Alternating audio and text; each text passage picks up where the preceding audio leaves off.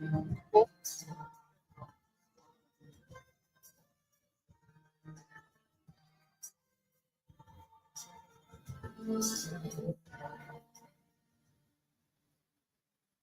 you very much. We can have our seat. In order not to waste our time, we welcome everybody to this gathering. I welcome all my senior colleagues. I welcome the professors in the house, the organizers of the program. You are welcome. We briefly want to talk about why we are gathered here.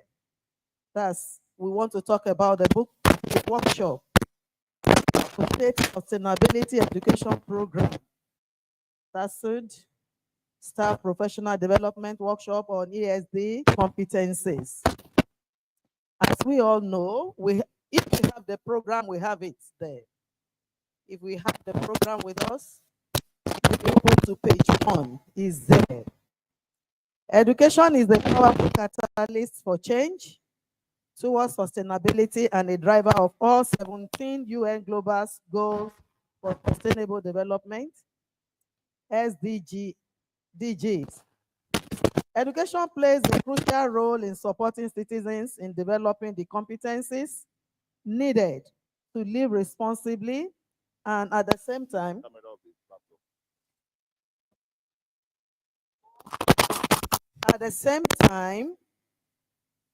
transform their society. Hence, it is critical to ensure that teachers and educators build the necessary capacity for the essential knowledge, understanding, skills, values, and dispositions to pass on sustainability competencies to every learner through an integrative and whole institution approach. The Ogun State Sustainability Education Program, OGSEP, leverages the acquired competencies of teachers to meet the SDG target 4 and 7, which states that by 2020, all learners acquire the knowledge and skills needed to promote sustainable development. As the nation's premier university of education, the Tai Solarin University of Education, TASUED, kicks off the Ogun State Sustainability Education Program, focusing on professionalizing teacher and staff competencies on learning for sustainability. The immediate objective of the Ogun State Sustainability Education Program is first to explore the crucial role of education for sustainable development within teacher education by introducing a professional development workshop, ESD Competencies for Societal Transformation, to all teaching staff of TASUED. The mission of the OGSEP is statewide. That is, it is a state program responsible for developing the sustainability competencies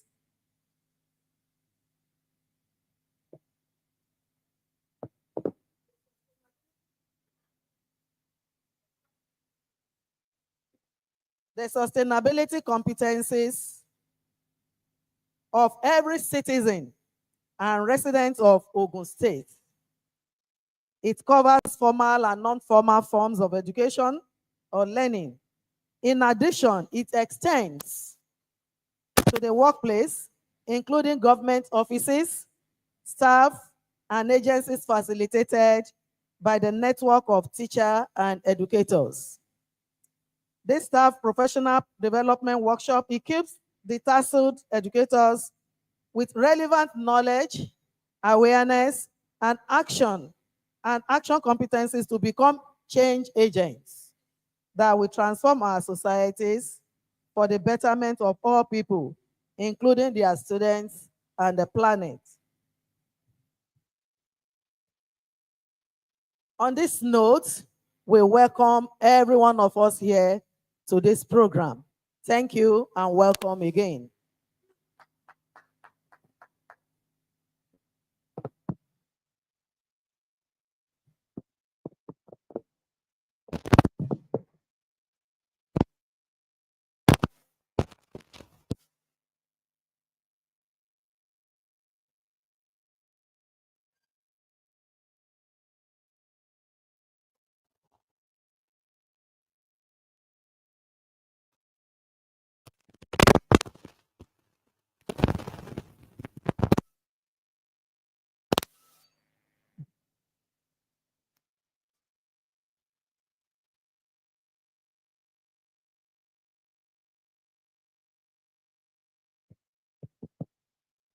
Hello, good morning.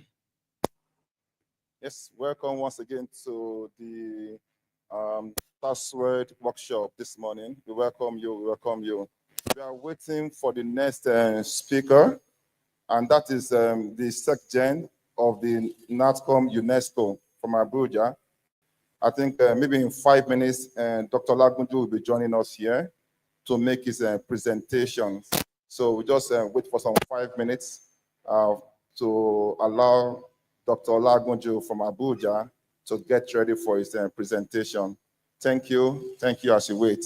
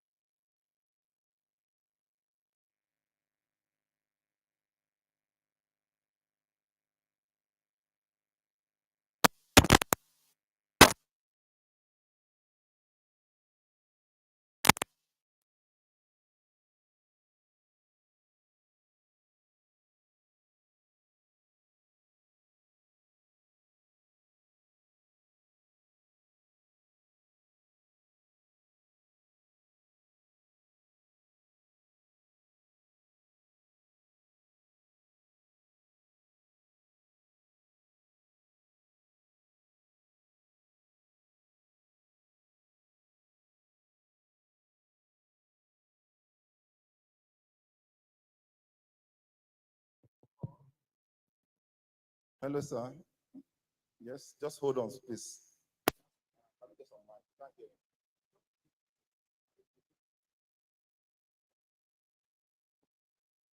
Please hold on, sir.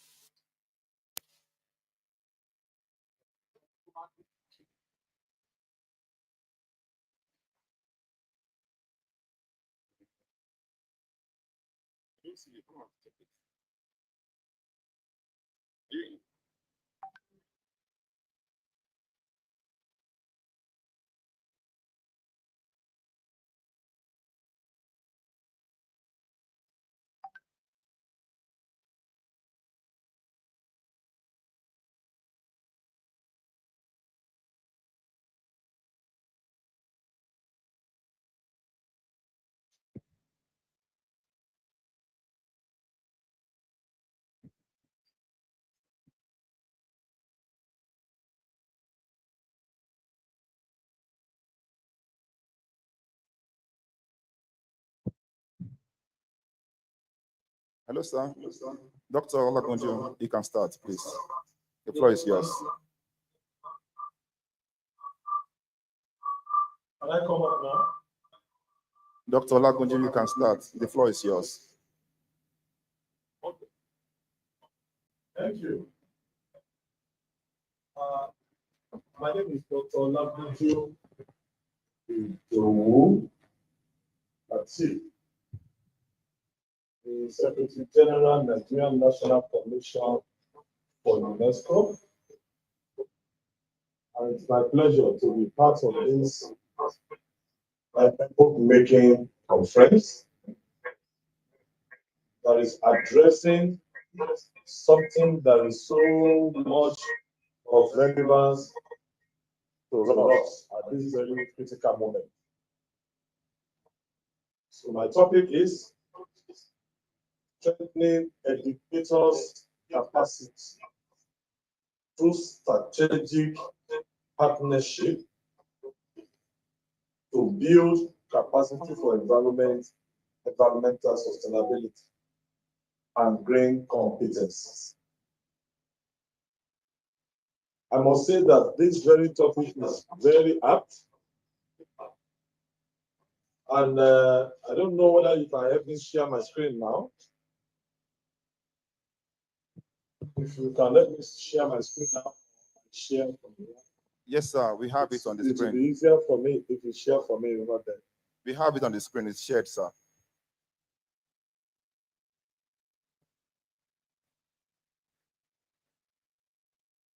Doctor. Can I have my screen, sir? Yes, sir. It is. It is shared. We have it on the screen. Okay. The first slide, you will see pictures of classroom environment where you have students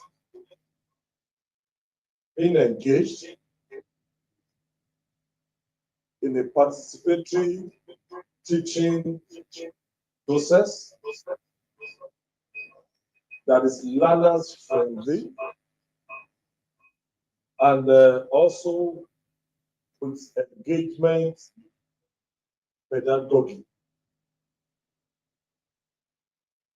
And the reason is to equip the learners with the skills that will enable them to be agents of change, especially at this critical moment where we are having rapid change in our environment. So this serves as a preamble to a lecture I'm about to deliver, because the world is facing climate change, environmental degradation, and education remains a vital tool for advancing sustainability. It therefore means that educators need necessary training and resources, and also institutional backing to effectively handle this kind of teaching that will equip the students for the sustainable world. If you go to the next slide, my next slide is also, you will see it carrying the globe, the world in our hand, which means the teacher is going to teach what is relevant, what is critical to the world now, which is environmental sustainability. Therefore, means that the teacher himself must be equipped before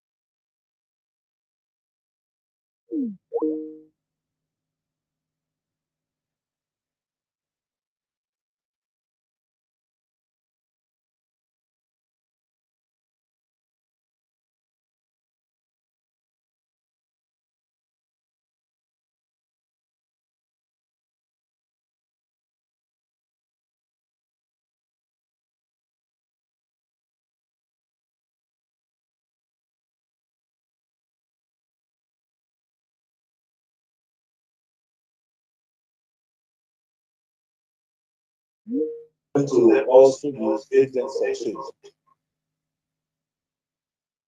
And the teachers also need access to relevant teaching materials and resources to use it.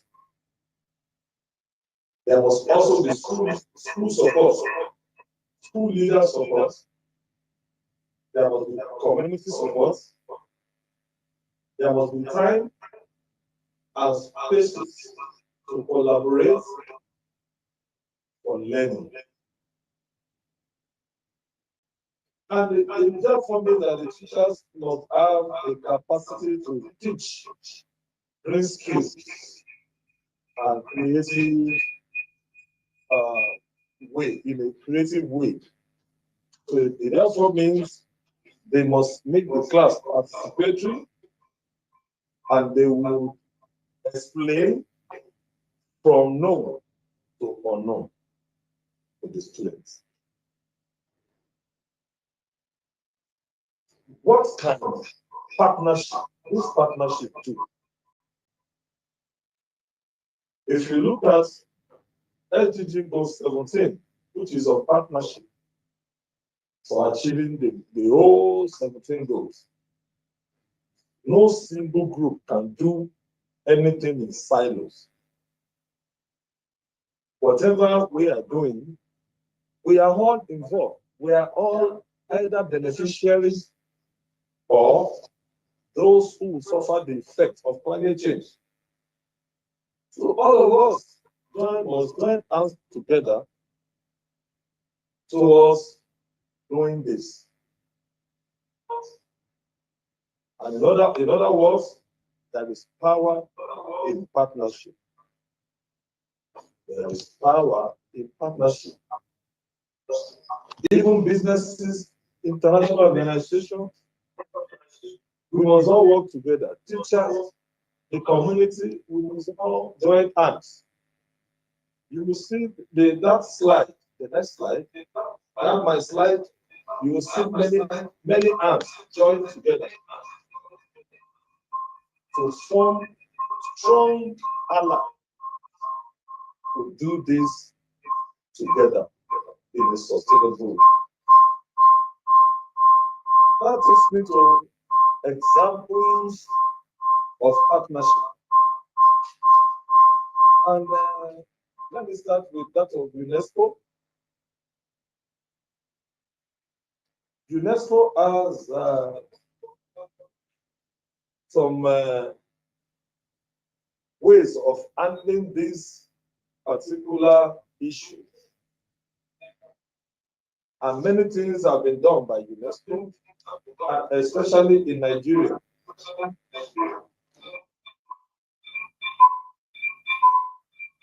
So UNESCO has been partnering with educators. There are teachers training for sustainability programs. Educational resources are also made available, relevant ones. There is a program that joins teachers together. It's a global teachers network handling this issue. We also have what we call ASPINET schools, that is Association of Schools. There are UNESCO clubs in many universities and in many tertiary institutions and secondary schools, where people are learning the ideals of environmental sustainability. Instead of them to allow us to join from the beginning. So there are policy supports and there are advocacies that are being done for this very important issue. School-based programs are there that UNESCO is organizing. Just last week, UNESCO Abuja office and NATCOM UNESCO, which I am privileged to be heading, we had a program on WASH. That is water, sanitation, and hygiene.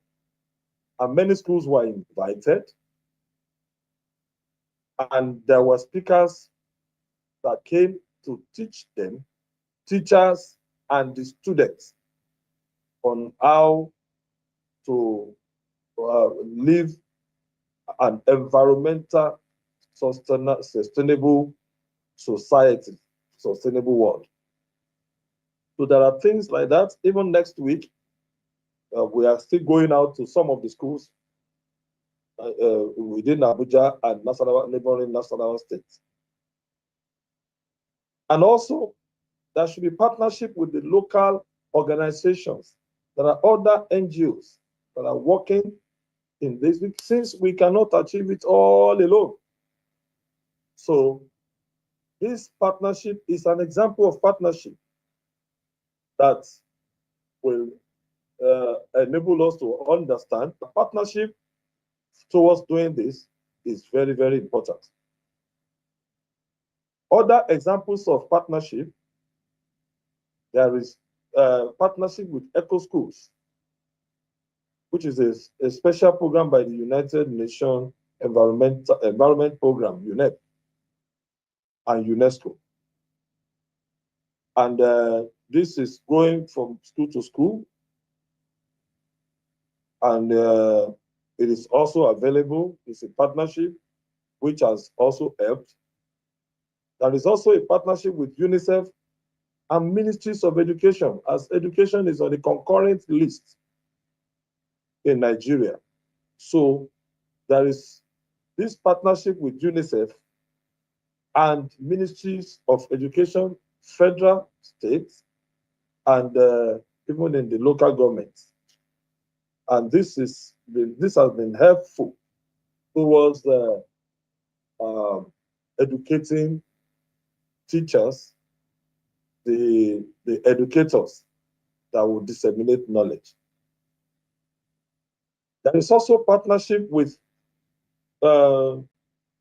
Teach for All and local NGO. It's a network of partners that train and support teachers in under-resourced communities. So there, educators learn how NGOs and educators can work together to improve learning outcomes. The effect of this is to make the students to be equipped for the world that we are in now and to be agents of change. And of course, you will know that the way we even dispose our waste products, especially plastic products, has been constituted a lot of nuisance to this to environmental sustainability. And as such, the students must learn so that they can be agents of change, telling their parents this is how to even dispose waste, because everything that goes wrong still comes wrong. There is partnership with the US and international schools, which is another form of partnership. So we have other examples of partnership. One of them is partnership Microsoft Education and schools.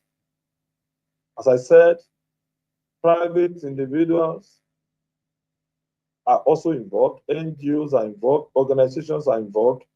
Microsoft Education and schools have also been involved in giving free digital tools and teachers training and technology support. In that situation also, private companies have been coming on board to help in the supporting teachers in capacity building for this purpose. So how do we now build strong partnerships? How do we build strong partnerships? Number one, we need to connect with local organizations, businesses, NGOs, or government offices. We need to connect.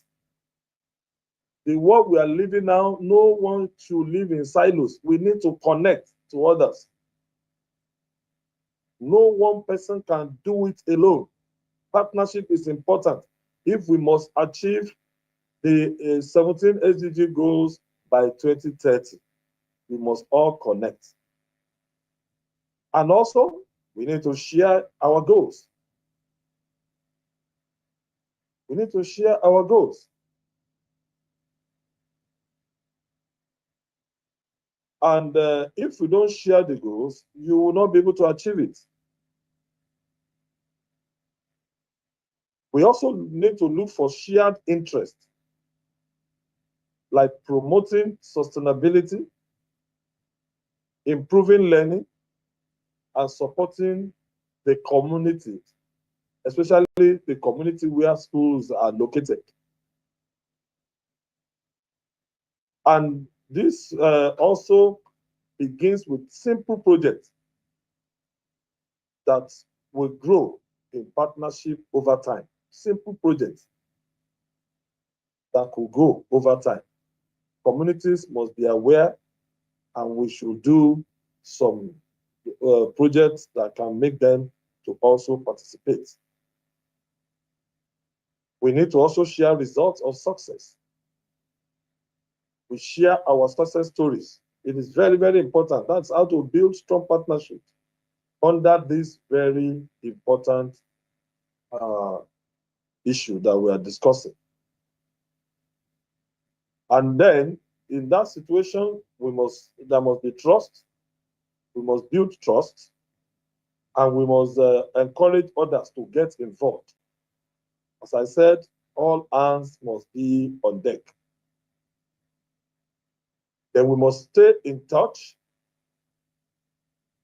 And we should be appreciative of every little effort that is being made by partners. We must appreciate. And we must also find a way of working together regularly. We must work together regularly. And it is very, very important for us to measure and celebrate progress. Most of the time, we need to do that, celebrate progress. And we make a little progress, we should let everybody know. We should communicate it and also celebrate it. So what are the green competencies expected for educators to know? What are the green competencies expected of educators? Number one, educators themselves must understand the environment. If you don't understand the environment, you will not know that there is. I was in Jos, Plateau State, about 3 weeks ago. Those days, Jos Plateau State used to be very, very cold. But I was in Jos about 3 weeks ago. Jos was extremely hot. That is the effect of climate change. As such, we have to understand the environment. As educators, you must understand your environment. You must understand what we call pollution, environmental pollution. You must also understand biodiversity. You must understand those things that constitute environmental degradation, and we must avoid them as much as possible. So what are other competencies, green competencies that they need? Creative skills. Students must be taught how to solve real environmental problems using creative, hands-on methods. So there are small projects that they could embark upon. In other words, we are preparing them for the environmental friendly jobs in the future. And we must build values and attitudes. Caring for the nature. People will just be in their cars and they will eat something and dump it on the floor. The attitude should not be seen. And educators must know that all these have adverse effects on our society. Because all those things will go somewhere to the drainage and block the drainages, and there will be a problem. As I'm preparing to round up, there is action competence. The ability to guide students to take concrete actions. Not to just learn, but they should be part of the society, part of those decision makers that can change the world. And we should also let them have the competence in the area of critical thinking. So it means educators also must know how to think critically. They must understand ecosystem and the climate. They must also understand sustainable lifestyle choices. There must be collaboration for change and responsible decision making at any point in time. In other words, there are things expected of a teacher that is teaching an environmental friendly subject or friendly issues. The teacher teaching green competencies, he or she must also be seen to be practicing it. So it now calls for action from every one of us. How do we do this? The call for action, number one, look for local and global partners who care about education and environment, bring them together, discuss. What we did last week, we invited people from the Ministry of Environment, Ministry of Health, and teachers were there also to discuss issues on environmental degradation and water, sanitation, and hygiene. And a lot of things were discovered by the teachers that they never knew before. These are the kind of collaborations we need. So we should also share our needs and ideas together. We should share experiences. It's very, very important in this situation that we find ourselves in this rapidly changing world. Then it is important for us to join networks. We should join networks. We should join some fora that are programs that will be focused on sustainability education. That's why I'm very happy seeing what TASUED is doing. In fact, I must tell you, I am so impressed with TASUED because the report I got from those who came to visit TASUED recently from Federal Ministry of Education is that the school is doing so well. And that is why we would like to strongly collaborate with your institution, because what you are doing is impressive and is very relevant for today. So join networks, join the forums that are necessary for sustainability education, and also play your role as a partner. It is very, very important to play your role as a partner. And I must say that what you are doing now, if it can be replicated in some of the other institutions where they are training educators, it will be very, very good. In fact, from now, I will be using TASUED as a very good example for this kind of things. Even anytime we are having our network, our workshops in UNESCO, between UNESCO, NACOM UNESCO, and UNESCO Abuja office. So I want to appreciate you for inviting me to this very conference, this very workshop. And I thank you for listening to me. Thank you, and thank you.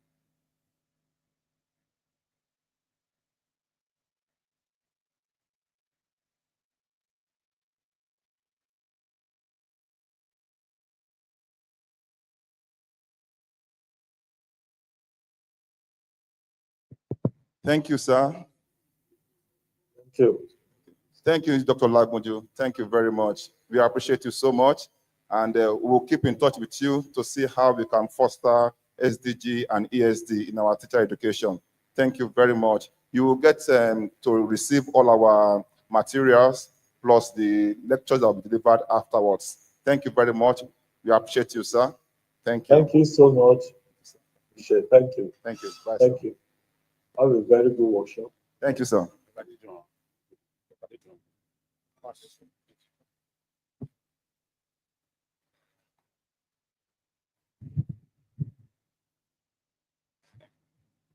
Yes, good morning, ladies and gentlemen. We welcome you all to this workshop, and especially we want to welcome our management team. The first on our list is the first citizen of this Citadel of Knowledge, our amiable Vice Chancellor, Professor Oluwole Banjo. You are welcome, sir. We also welcome our Deputy Vice Chancellor, Professor Adekunle Adeogun. You are welcome to this workshop. Thank you for coming, sir. We also want to welcome our great administrator and a great leader, the registrar of this university, Mr. Dapoke. You are welcome, sir. I also want to welcome the man in charge of our books in our library, the university librarian, Professor Adebambo Oduwole. Welcome, sir.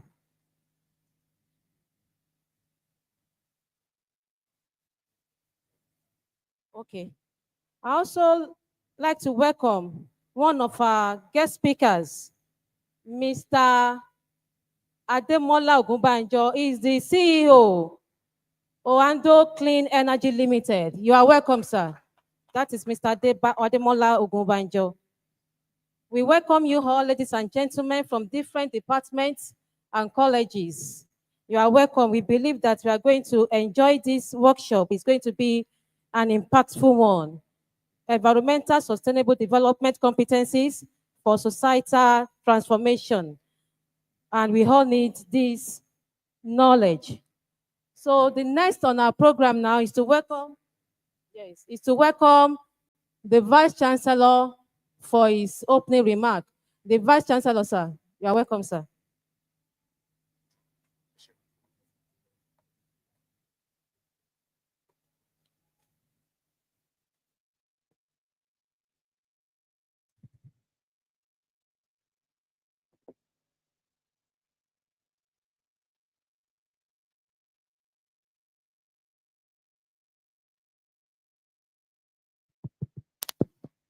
Good morning, distinguished ladies and gentlemen. Before welcoming all of us, I want to believe that there's a personality here that is supposed to join us at the high table. May I crave your indulgence to call on Mr. Ademola Ogunbanjo, the president of Oando Clean Energy Limited, to join us at the high table. Mr. Ogunbanjo, you're welcome. Thank you very much.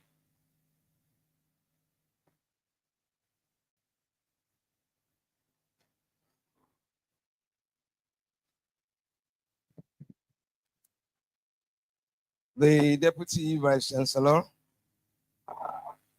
the Registrar of the University,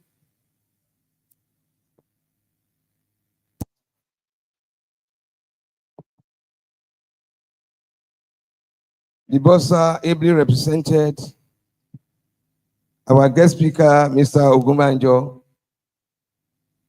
distinguished guests, esteemed colleagues, ladies and gentlemen. It is with great pleasure and profound sense of responsibility that I welcome you all to this pivotal event, the Ogun State Sustainability Education Program, OGSEP, Professional Development Workshop on ESD Competencies for Societal Transformation, held here at the TASUED University of Education, the foremost university of education, both federal and state. As Nigerian premier institution dedicated to teacher education and lifelong learning, TASUED remain committed to fostering educational excellence in response to the pressing global challenges of our time. Today's gathering exemplifies our unwavering dedication to advancing education for sustainability development, ESD, a core pillar in our national and global pursuit of a resilient, inclusive, and sustainable future. This workshop is a testament to our collective resolve to equip our educators with the knowledge, skills, and dispositions necessary to become catalysts for societal transformation. By integrating sustainability principles into teaching practices, we are nurturing a new generation of responsible citizens and change agents capable of addressing climate change. I commend the federal government of Nigeria, the Ogun State government, UNESCO, our international partners, and I'm using Dr. Banji Odeyemi as a point of contact to all of them. And all stakeholders whose collaborations and support has made this initiative possible. Together, we are laying a solid foundation for sustainable development that will benefit not only Nigeria, but also the world in its entirety. As we engage in insightful discussions, share best practices, and forge strategic partnerships, I urge all participants to embrace the spirit of innovation, inclusivity, and action. Let us seize this opportunity to learn, inspire, and commit ourselves to the transformative power of education. On behalf of TASUED, I reaffirm our pledge to be at the forefront of educational initiatives that promote sustainability and societal well-being. I look forward to fruitful deliberation and impactful outcomes from this workshop. Thank you for your dedication, passion, and unwavering commitment to building a sustainable future. Welcome you all, and I wish you all successful and inspiring workshop. God bless our collective efforts. Thank you very much for coming.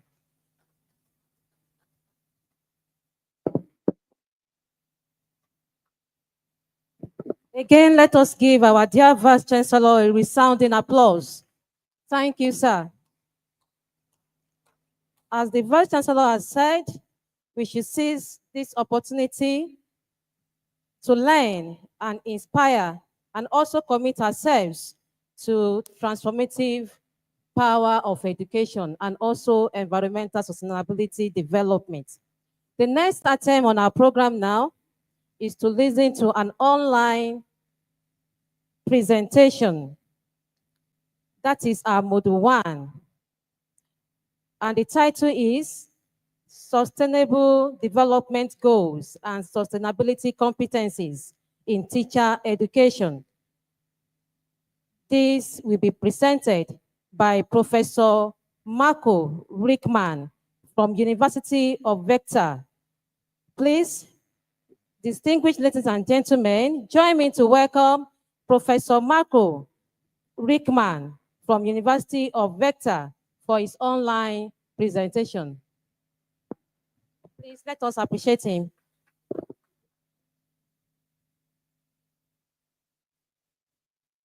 Thank you very much.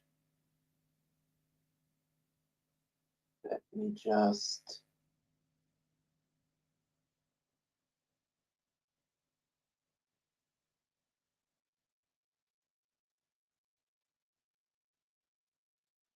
Yeah, can you see my slides? Can you hear me? Okay, great. Thank you very much. Yeah, thank you very much. Can you perhaps close all other? Yeah, thank you. Thank you very much for having me. It's great to be with you online. So as was said already, my presentation is about teacher education and the role of education for sustainable development in teacher education. First of all, I would like to speak a little bit about education for sustainable development in general before I then speak more specifically about the role of ESD in teacher education. And perhaps, first of all, a little bit about my background. As was said already, my name is Marco Rickmann. I'm professor at the University of Vector in Northern Germany. I'm part of the Department of Education, teaching and doing research, especially in the field of education for sustainable development. And I'm also linked to UNESCO because I'm also part of a UNESCO chair, which is the UNESCO chair of physical education and sports pedagogy for sustainable development at the University of Limerick in Ireland. But well, now coming back to what I would like to present, as the colleagues mentioned already, the idea of education for sustainable development is to develop competencies, skills, which enable individuals to contribute to sustainable development.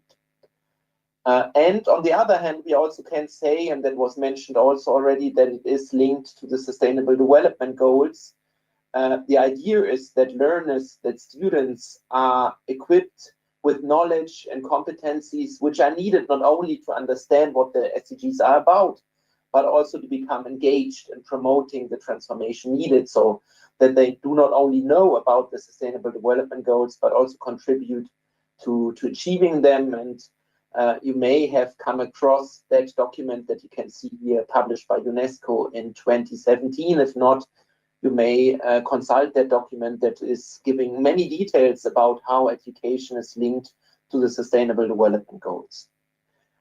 Deepening a little bit more the idea of the competencies, the idea here is that besides the professional competencies that are developed in every study program, also cross-cutting key competencies should be developed. Which are the cross-cutting competencies that are linked to sustainability? On the one hand, it's system thinking. So to understand the complexity of today's world, being able to analyze different systems, but it's also about future competence, future thinking competence. So to create ideas for the future, think about the future craft, future sustainability visions, etc. It's also about values thinking. So the idea is to map, to reconcile values, to negotiate values between different actors, so that based on those values, we also can think about what future do we want and how in present times the world should change. Based on these three competencies, a student then should be able to see the need for sustainability-oriented transformations and may become interested in developing strategies, what then is linked to strategic thinking. Often students will not act on their own, but with other students, so therefore also interpersonal competency, collaboration competency is included. In the end, all that should lead to implementation, to action, so that therefore also action competence is included here. We also know that when students act, or in general any person act for sustainability, that also may be difficult, there may be fears, frustrations. So therefore, we include here also intrapersonal competence, which is about mindsets, but which is also about regulating your own emotions. For example, linked to fear or frustrations when you are acting for sustainability. But it's not only about competencies and skills. It's, as I mentioned, with the normative competence already, it's also about values. Education should promote basic sustainability values as, for example, conservation of natural resources, human dignity and justice. But also education, including higher education, teacher education, should open spaces where students can reflect on their own values, but also can discuss about the values of others, reflect on societal values, broaden their horizon of values. That in the end may lead to conceptual change. Changing fundamental orientation, students may rethink their values, their attitudes, not in one course, not in one activity, but on a longer term, understood education also as lifelong learning. Students may also, by means of education for sustainable development, get ideas how they may change their values and attitudes. What I think is also important, especially nowadays, where we live in a world where transformation is needed, where structural change is needed, I think it's also important to see education for sustainable development not only as consumer education, not only as something that influences professional life, but also as something that is linked to citizenship education. Because if transformation will happen, it will not only happen because consumers buy a little bit different, or because engineers or lawyers or doctors do their work differently. It will especially happen if there is political change, if political parties also take sustainability into account, if governments take sustainability into account and create also policies for sustainability. And so therefore, I think it's also very important to see the linkage between sustainability education and democracy, sustainability education and citizenship education. So in my opinion, that means that also in higher education, sustainability education should be political, not in the sense of promoting a specific political party or saying what the government is saying, but in the sense of bringing the students in contact with political issues so that they can learn about the controversies, that they can learn about different political opinions, that they can learn about what the government is doing, but also about what other political actors perhaps are promoting, so that they can learn to take their own stance on political issues. And that then also helps that not only individual consumption-related issues are dealt with in education, but that the students also learn about structural issues and how structural change may be promoted by different policy and transformation-oriented policy. Arjen Waals from the Netherlands, Professor Arjen Waals from the Netherlands, but also myself, we are speaking of about sustainability citizens. So the idea is that students not only learn about sustainability in the role of consumers and professional actors, but also in their role as citizens. How can that happen? Not only the citizenship education, but the whole bunch of promoting competencies, learning about values, etc. How can that happen? We need here an action-oriented transformative pedagogy. So learning settings are needed that are learner-centered, where it is not about what the professor wants to transmit and knows about, but where it is about what the students should learn, where it is about creating spaces where the students can learn, can act, and can reflect on their actions, where they can go through transformative learning, but possibly, as for example, Professor Lotse Sitka from South Africa is stating, also transgressive learning can happen, disruption where students totally rethink perspectives of their society, for example. It has to be participatory learning, discovery learning, and very important also vision orientation. As I said already, it's a lot about the future and to rethink the future. So spaces are needed where students can discuss about the future, learn about the future, etc. What methods can be used for making happen that kind of action-oriented transformative pedagogy? On the one hand, it's all project and problem-based learning approaches. It can be service learning where students work in a project together with a stakeholder from their region. It can be campaigns where they promote specific sustainability topics on campus. It can be, as I said already, problem-oriented learning processes where they, in a project, deal with a specific sustainability project. All these kind of learning approaches should make possible that students learn how to act for sustainability and can improve their action competence. But also different vision building exercises and methods like future workshops or scenario analysis, utopian storytelling, science fiction thinking, form backcasting, and many other methods that we may also use that have been developed, for example, in future studies. And these activities should help the students to develop their anticipatory, their future thinking competence. And as I know not, I don't know how it is exactly in your country, but for Germany, I would say that often in higher education and teacher education, it's more about the past and the present, but not so much about the future. And if it's about the future, it's perhaps about the future in the next 5 years, what the students are aiming for, how they will develop when they start working, etc. But it's not so often about the future in 20 or 30 or 40 or 50 years. But that is something we need. We need to include reflection on the not so close future in our classes so that the students can also develop that kind of future-oriented thinking where they reflect about what could happen in 50 years, what can I contribute to possible developments in 50 years, etc. Next, or a third element is also all kind of methods that are linked to analysis of complex systems. So research projects or case studies, stakeholder analysis, actor analysis, modeling, system games, etc. All these methods should support students in developing their system thinking competencies. And last but not least, as I said, that it is also about reflecting values, reflecting your own actions. We need also spaces where students can discuss, where they can exchange opinion, where they can reflect in a group discussion, but also on their own. So therefore, we also need discussion-oriented, debate-oriented methods, or also approaches like reflective journals where students just rethink their own process, what they are doing, what they are learning.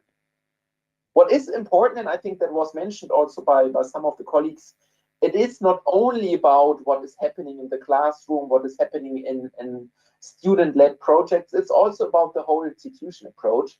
So the university as such should become a place where not only the students, but the whole organization can learn about sustainability, acts for sustainability, and becomes an institution where sustainability is integrated in all areas of the institution, in the governance, the organizational culture, teaching, curricula, operations, community relations, etc. And so in the end, then the institution becomes a role model, not only for the learners, but also for staff, for the community, for the neighborhood in which the institution is located, etc.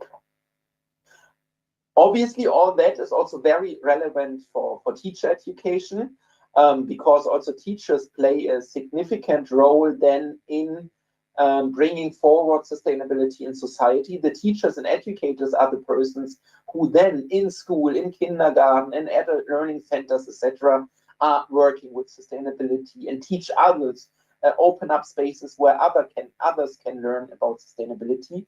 So it's really relevant, and it's also mentioned in the current UNESCO program, ESD for 2030.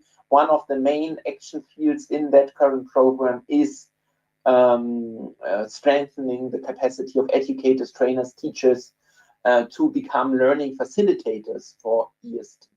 So teacher education for sustainable development can be seen as an area of policy, but also practice and research focused on the integration of ESD-related concepts and objectives into teacher education. What is a really crucial field in research, but also in practice of teacher education for sustainable development is, again, the competencies, but here not only the competencies that I mentioned already, the sustainability competencies, it's also the professional competencies that teachers need to implement sustainability education. I mean, it would be the same in every subject. For example, in physical education, if you want to be a good physical education teacher, on your own, you need the skills in physical education. You need to do and know how to do different sports, etc. But you also need to know how to teach physical education. The same is true for sustainability education. The teacher needs to be skilled in sustainability, the competencies I mentioned before, but they also need to be skilled in how to teach sustainability. There are different models that have been developed for that part of professional teaching competencies in sustainability. One of the approaches is the rounded sense of purpose framework, RSP, rounded sense of purpose framework, which I have been involved in. It was a European project led by Professor Paul Ware from United Kingdom, and in that project we developed one approach, one set of competencies that we think that are very relevant for educators, for teachers. You can find the details on that website. Afterwards, I also will share the slides, so the organizers of the event obviously would be able to share my slides with everybody who's interested. And then you also would have access to the references and obviously to the links also, for example, to that website where this professional educators competency set is presented more in detail. Very briefly, I just would like to say here that the competencies are more or less the same that I presented already. The difference here is only, as I said, that it is about the perspective how the teacher can work with these areas, these competencies in their classroom activities. If we take the example of the future competence, then on the website that I have mentioned, you would find, first of all, information what the students should learn in the context of that futures competence. That is, for example, the students should learn how to envision a range of futures, how to identify and analyze the steps that we needed to take to reach desired and possible future scenarios, etc. But then there's also information included about what the educator needs to, or the teacher needs to know, needs to do, needs to be able to. For example, I don't want to go into all details, but I just would like to mention that, for example, the teacher needs to know how to use future studies techniques, as I mentioned already, because otherwise the teacher wouldn't be able to create settings in which, in a very effective way, students can learn about future developments. That's only possible if the teacher knows how to implement backcasting or how to implement scenario development, etc. So, as I said, I don't want to go into all details, but if you are interested also for your programs, for your capacity building program, or for any other context where you would like also to help educators, for example, teacher students, to improve their competences in sustainability, that resource, that website may be very useful to think about what the teacher students need to develop. For almost coming to an end, I just would very briefly like to present two examples how we work in our university with sustainability education. A first example is a course that I'm teaching in our Master of Education. Also in Germany, all teachers, before they become teachers in school, have to do the bachelor degree and the master degree. So you cannot become a teacher in school before having finalized the master. And in the Master of Education, I'm offering a course on education for sustainable development.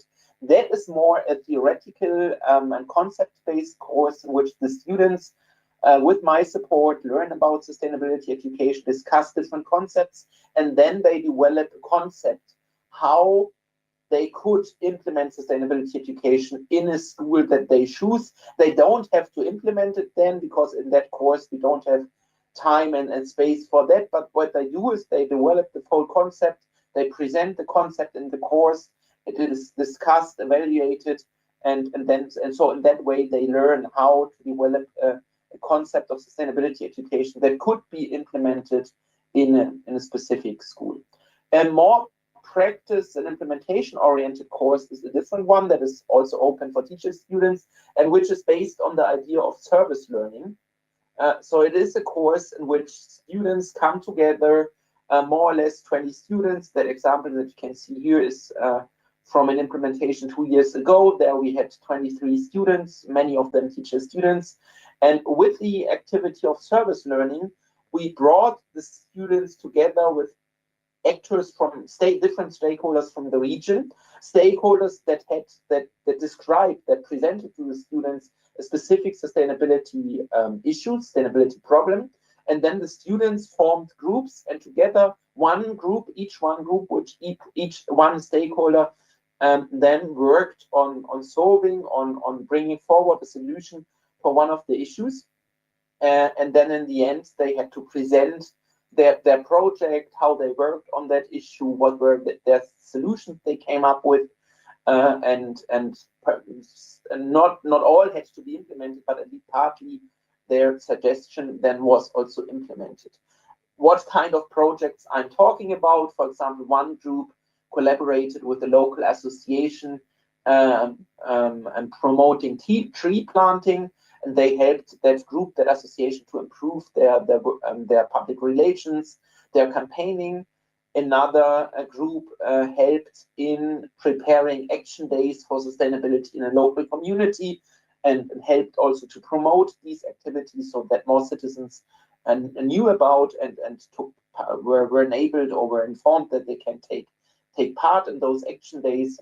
Another group, for example, collaborated with the school on the topic of mobility, because not for all schools in Germany, but for some, there's problems that too many parents bring or take their kids to school using a car. They perhaps go to work and then drop off the children at the school and just going by there with their car, and that often creates a lot of traffic problems, very dangerous situations for the kids. So therefore, this group did research on that issue and tried to create a campaign how the parents how more awareness of that problem could be created among the parents. That is a very practical course that at the moment we are running every semester. It's not only for teacher students, but it's also open for teacher students. So the teacher students that are interested can take part. And so the first course from the Master of Education is more the course where students learn how to teach about sustainability in school. when they become teachers. And here in that course, they can learn, it's more about developing their own sustainability competencies. So to learn how to implement an action in the context of sustainability. So for concluding, just let me say that personally, but also as a researcher, I believe that sustainability transformation in many terms and in many areas of society is needed. Sustainability education can empower learners to be able to contribute to this journey and this transformation. And what is very important in that context is to implement the whole institution approach in all educational institutions. And it's very important to develop the ESD professional competencies of the university teachers so that they can do good sustainability education and teacher education. And by that, then the professional competencies of the future school teachers can be developed. Thank you very much for your attention.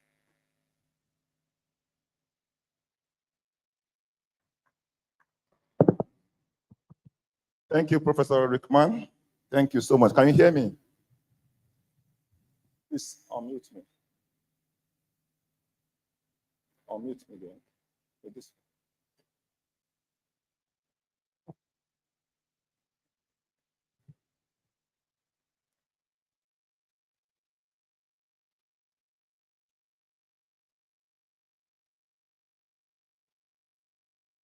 Thank you so much, Professor Rickman. Thank you. Thank you.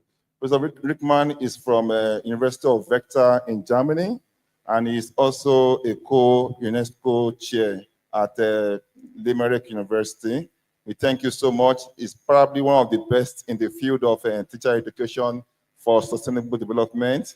We are glad and very fortunate to have you in our midst. We thank you so much. Maybe by this time next year, you will be in Nigeria for our 3-day program. Thank you, Prof. Thank you so much. Please hang in there and follow us as we proceed. We may need you during the time for question and answer. I'm sure you'll be glad to oblige us our question and answer session. Thank you. All right. I will invite Professor Gregor Tokor. Professor Tokor is from Slovenia, from the Ljubljana University in Slovenia. He is also the UNESCO chair on teacher education for sustainable development. And I say again, we are very fortunate to have Professor Tokor with us. He's a very busy person, but in the field, he's about the best in the field of teacher education for sustainable development. Today, he will share briefly with us an ongoing program called Transforming Futures, Enhancing Practice for ESD for 2030 through action research. I'm happy also that there are many academics in our midst, so he will share with us some aspect of action research. So I'll give the floor to Professor Tokor Gregor. Thank you, Professor. The floor is yours. Thank you. Thank you very much. I'll try to share my screen with you.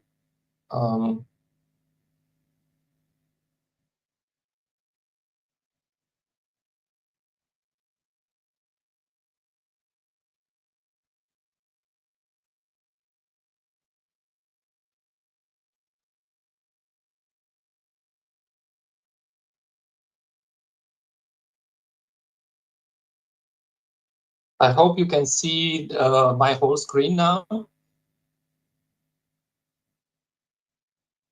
Yes. Okay. Just let me know if something goes wrong with the presentation. So yeah, dear distinguished guests, dear teachers and educators, good afternoon, and I'm really pleased to be with you to introduce you to a project that was already mentioned, Transforming Futures. That is also in the title of my presentation. And I'm going to also say a few words about the UNESCO chair that I'm a part of, and it's devoted actually to teacher education for sustainable development. And since these two topics are very much related, I'll try to combine all together into one presentation.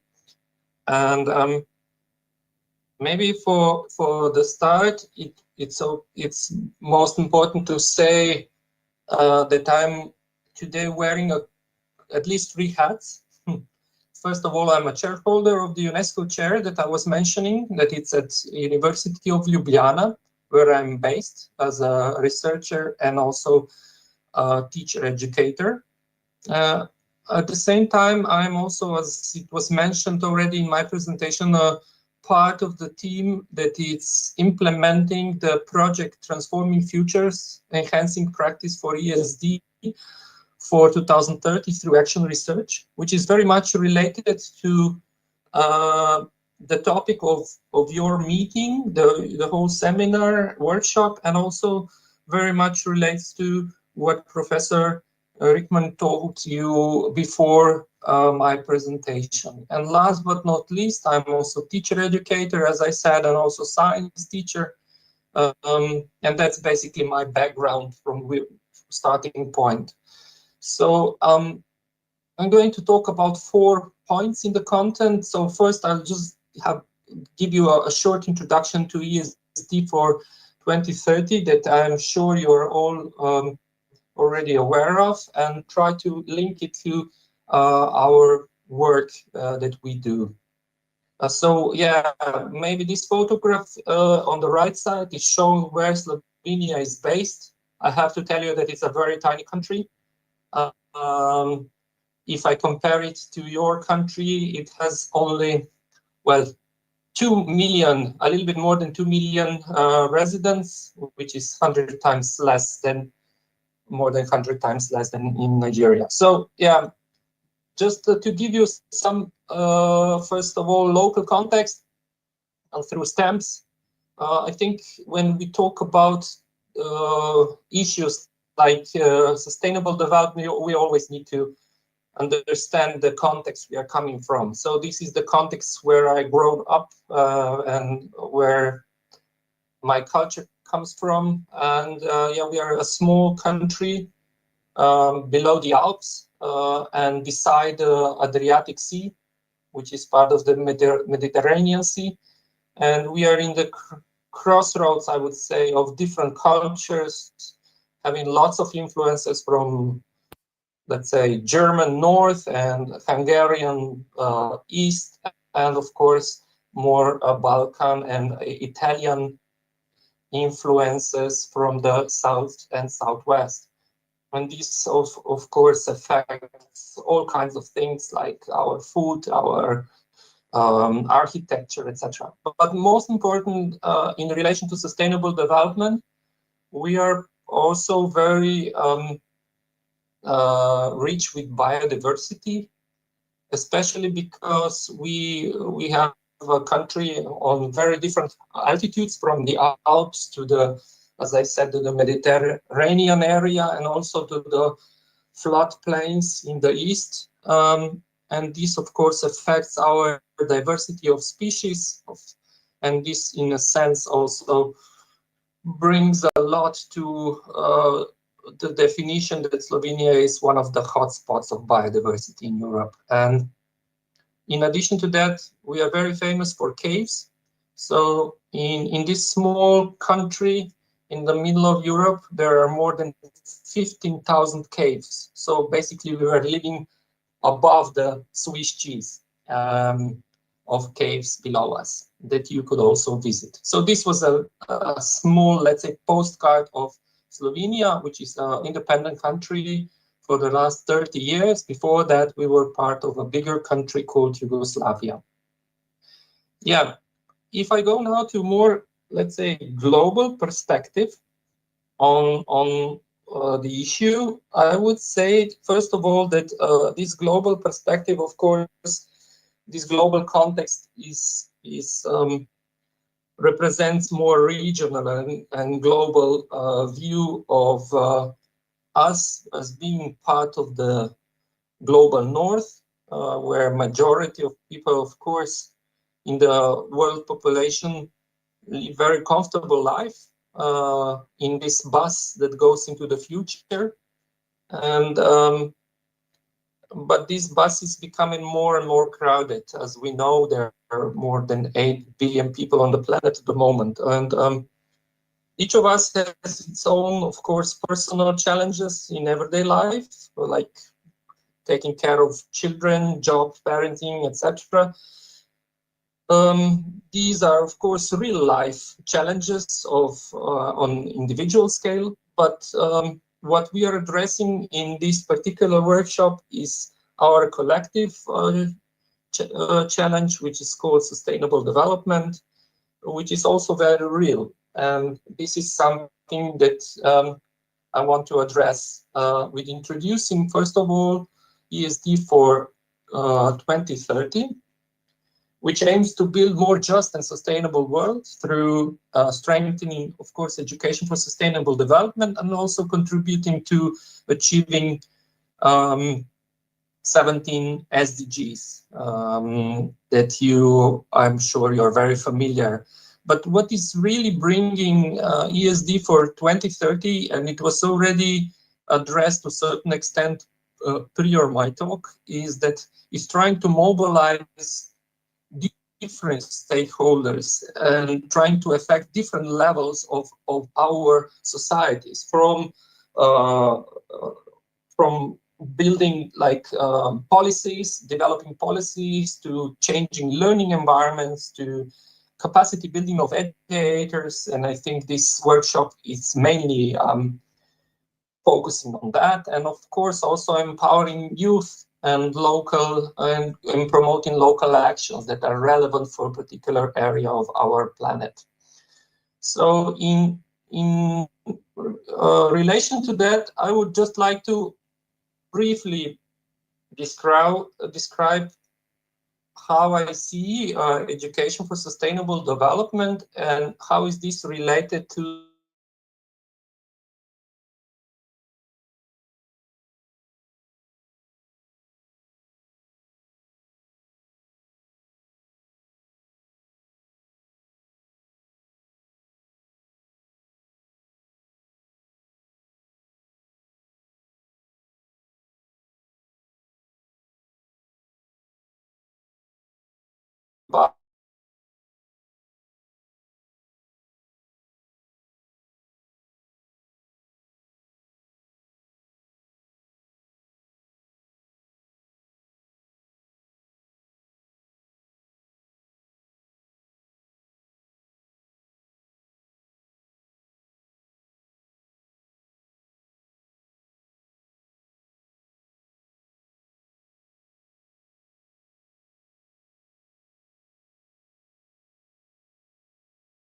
development. And of course, probably they will change to a certain extent in the future. And definitely there are also some areas that should be addressed, but they are not addressed properly or in the extent that they should be already in the Sustainable Development Goals. Like, for example, more emphasis on culture, more emphasis on reducing the power of atomic bomb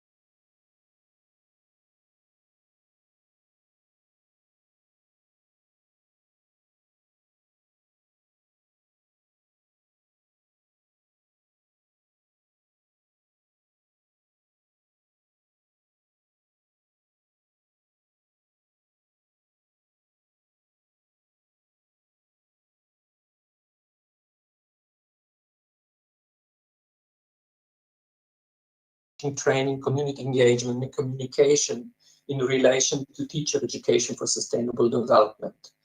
Especially trying to collaborate between different levels of education, the different institutions that are relevant for implementing education for sustainable development in a national, regional level, and of course beyond that. And our main target group are teachers, pre-service and in-service teachers and other educators. Why? Mainly because they could be really agents of change.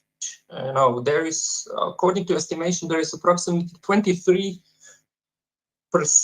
of the global population currently in schools around the world. This means that teachers have a profound impact on shaping the future if we are really making teacher education very effective. And positioning schools as creative hubs of sustainability and transformation in the communities is very much relying on good teachers that are not just well educated in terms of knowledge, but also very positive and enthusiastic human beings.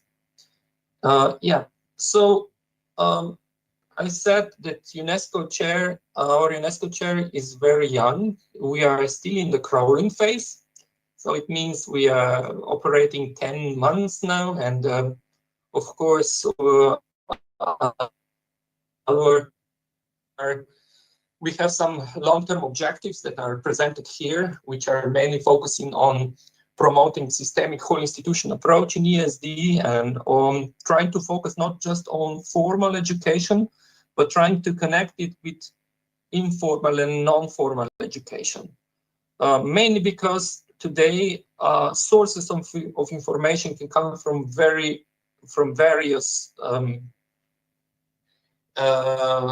parts of our society, and of course connecting schools to those areas is very crucial. And our task is also to educate, develop strategies for teachers, educators, and students to facilitate those transitions. So sustainable future for all. And last but not least, also we try to promote various projects, try to engage in different national, international initiatives in order to strengthen collaboration and promote these ideas further on. And these are some of our current tasks that we are doing that involve, of course, to one extent, trying to really establish some internal structures within the UNESCO chair and trying to really promote this idea in local and regional level. And of course, as I said, engage in several projects. One of them is the one that I'm going to talk now, and it's transforming futures. We are also very much engaged in the national curricular reform, which just finished. So I'll try to also refer this project to curricular changes that we have done in our country. Yeah, so just to position ourselves, as you can see, we are in the middle of the Europe, and these other yellow spots are those close collaborators, most of them UNESCO chairs that have a similar agenda in relation to ESD. So now the main part of today's presentation, which is introducing the project Transforming Futures. So it's meant, it was, the idea came from, of course, UNESCO in order to support member states and partners in implementation of ESD for 2030 framework and Agenda 2030. So what the idea is that we are trying to improve implementation of ESD in different educational institutions by implementing 3 different technical guidance tools that address relevant areas of ESD. And in this process, usually, sometimes it's hard to really interpret some of the documents that are created in some international organizations, including UNESCO, because there is, of course, always, as I said from the beginning, some cultural context, specific school system, and not everything can be really integrated around the globe. So it's very important in this sense that this particular project is trying to use draft versions of technical guidance tools and test them in different parts of the world. So 11 countries are working in this project. In each country, several schools, primary and secondary schools mainly, are involved, and they are testing these tools to see if they work in practice. And I'm going to tell you a little bit about what we are doing because we are now in the middle of this process. So basically, there is a working, let's say, definition of what do we mean by education for sustainable development within the project, which is highlighted here. And as it was already highlighted several times today, learners should not just acquire knowledge, but they need certain skills, values, attitudes in order to act accordingly. And what's very relevant, especially in a sense that future is very unpredictable, and the goals could change throughout our lives, and maybe we will change even our profession several times in our life. It's a lifelong process, and this should be already relevant information when we start our educational path in life. And we should not just develop the cognitive level. Of course, it's very important that we understand the problem, we understand possible solutions. But of course, there are different ways how we can approach finding the solution. We can have different opinions, we can have different values in relation to some of the solutions. So it's very important to develop different competencies. And these particular tools, technical tools that I'm mentioning, are trying to focus on 3 areas. One area is the content and outcomes, and it's related to competencies and that we are trying to achieve, and also the pedagogy. One is focused on whole institutional approach, and the third one is focused on assessment. And here are the main objectives that I was just mentioning. So we are trying to strengthen the capacity of institutions and individuals. In the past, it was mainly, I think, focused, especially in the decade of education for sustainable development, more on the individual implementation of SDG into the classroom. But after 2015, more and more emphasis is on making also some kind of evolution on the institutional level, and whole institutional approach is trying to achieve that. And so what we are trying to achieve is basically test 3 technical guidance tools and provide different case studies, documented good practices in already mentioned 11 countries, in order to actually test this prior is published and disseminated throughout the world. So the guidance tools are actually empirically tested prior. This will be published by UNESCO. And these technical tools I already mentioned are here listed in 3 bullet points. And we are currently in this second stage of the project implementation, second, third stage. We already started with international exchanges. What we are trying to achieve now is test these proposed practical approaches, getting feedback from teachers and other staff in schools, and trying to also exchange experiences between the 11 countries.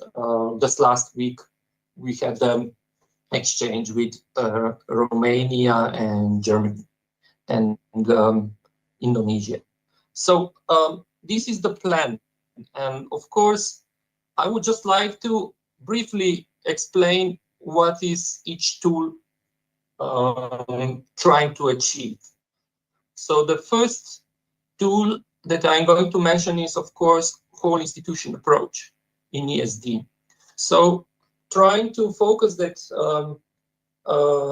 activities that we do in schools, in educational institutions, are not just activities done by individual teachers, but trying to really transform the whole institution. Create a sustainable institution means making microcosmos of sustainable society, as I was mentioning. So what is also this picture on the right. And doing that, we first, of course, need to assess current practices and identify areas to improve and set, based on that, realistic goals. And that's basically what Stefan Sterling said is the core of the tool that we are implementing. What we are implementing is that we gave to teachers these particular tools. We help them to interpret the whole tool, and now they're trying to use it in various components that are listed here. So these components are representing different areas where whole institutional approach could be implemented. Of course, each school, at least in the case of Slovenia, the schools that I'm working with, they already do certain things in certain areas that are mentioned here, from the leadership to finances to research or to implementation into the curricula, etc. So what we are trying to do is, first of all, analyze what they're doing, and then trying to set certain goals, or as we call them, indicators, that will measure their progress in certain areas, and by that, impact on the whole institution transformation. So how is this done? So we are, based on the analysis, trying to decide on which indicators from which components we are going to focus on. And then, of course, also consider context like school, region, local challenges. Maybe in our case, for example, we were very much affected in the last couple of years with some storms, floods. So we are also very much focused in our curricula to implement, let's say, some behaviors, resilience, how to respond to climate change and the consequences of that. And based on that, they are proposing, and we are now communicating together, trying to develop possible indicators.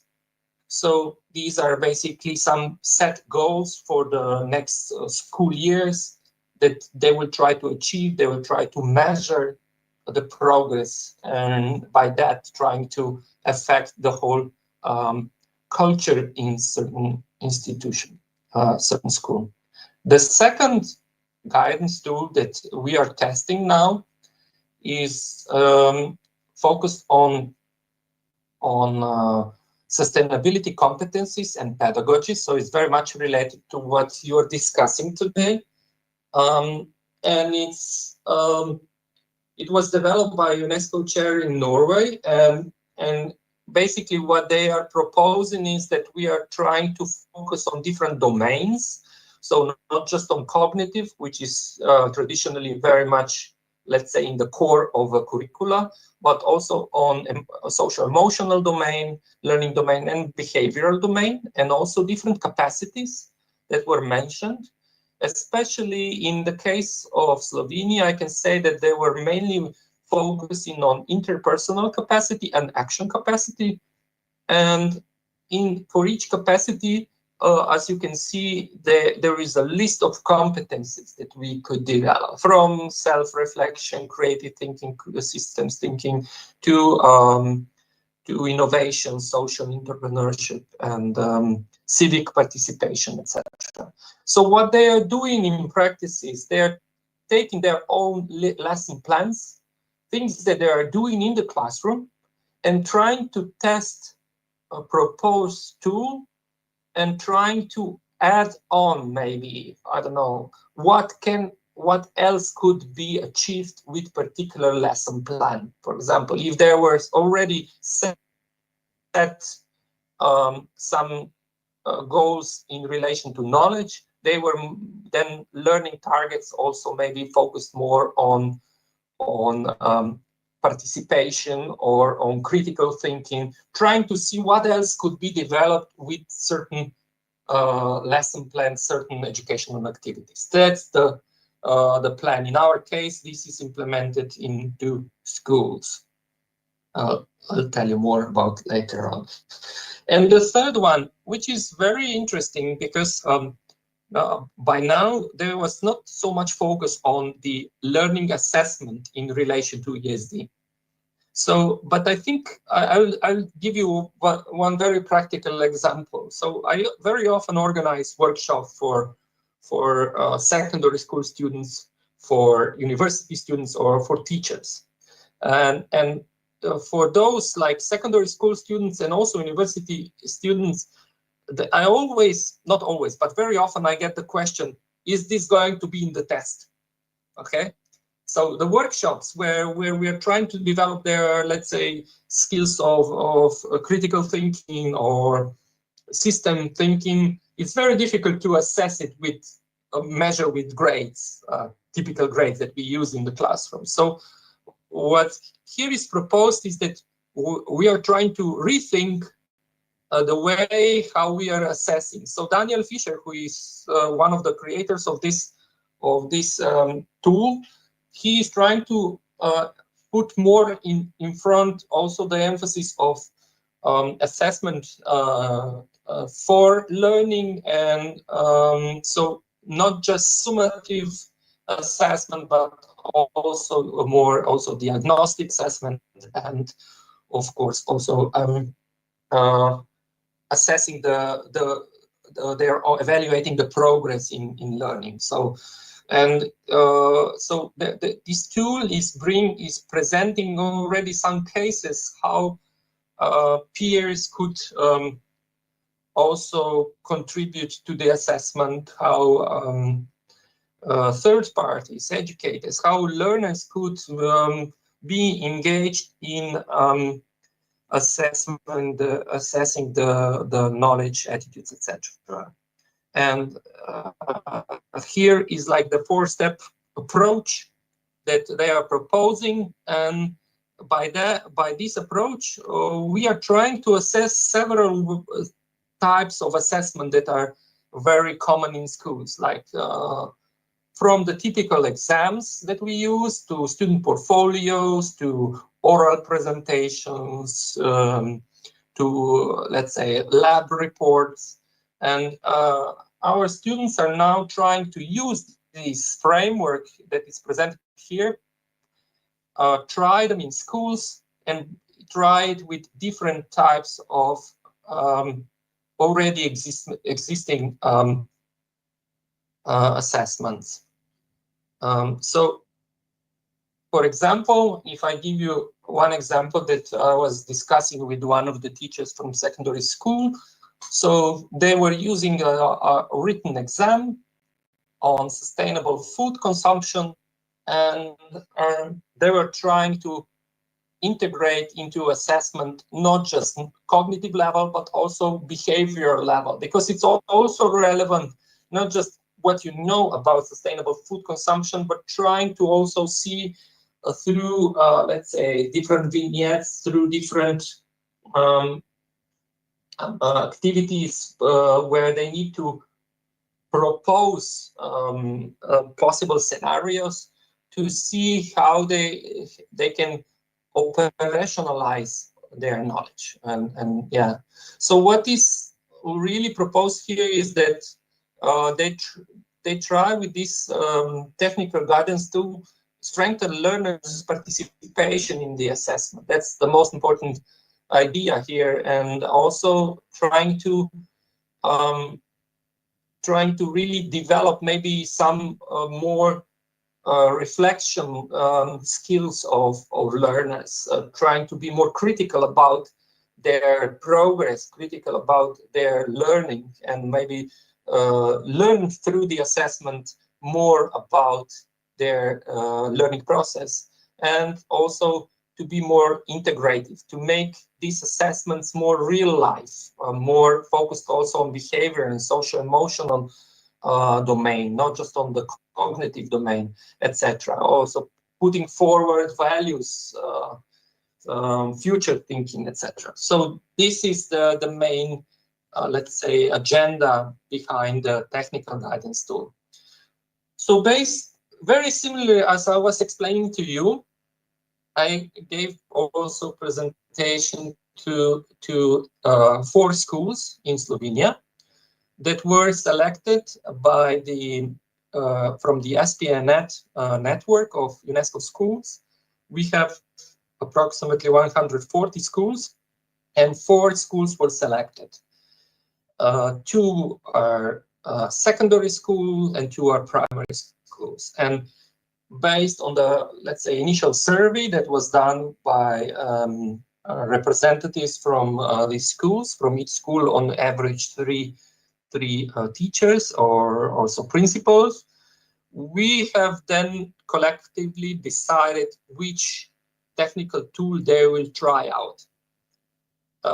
So whole school or institution approach was selected by one upper secondary school, and learning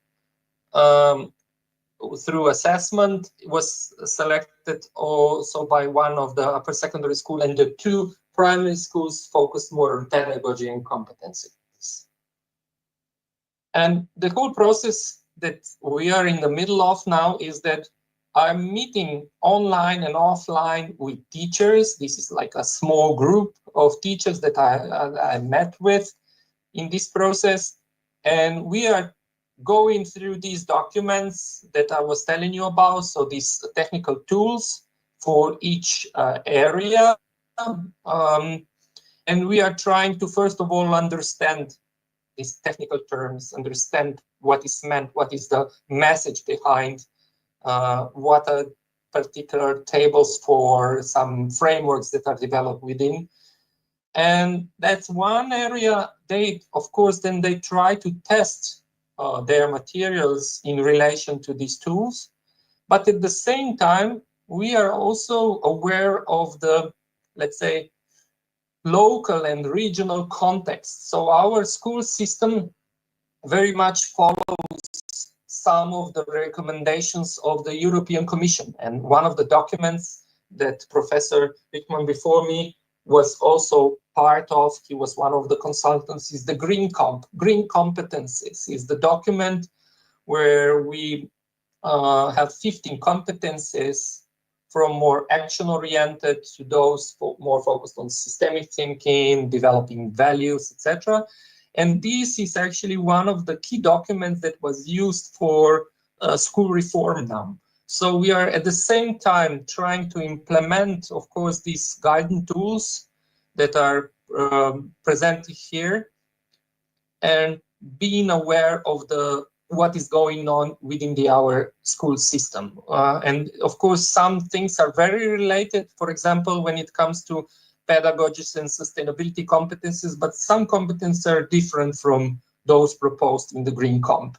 And we are trying to find some synergies in relation to that. So just to give you a view of what Green Comp, so Green Competencies framework in the European Union is used, and which competencies are promoted. So you see, it's a metaphor of beehive, where bees are representing action for sustainability, so action competences. Envisioning sustainable futures are the flowers, so 3 competences that are here mentioned: futures literacy, adaptability, and then of course, we also have understanding the complexity of sustainability, and 3 that are mainly focusing on sustainability values. So connecting with the environment, understanding sustainable and unsustainable behaviors, and also embracing and trying to really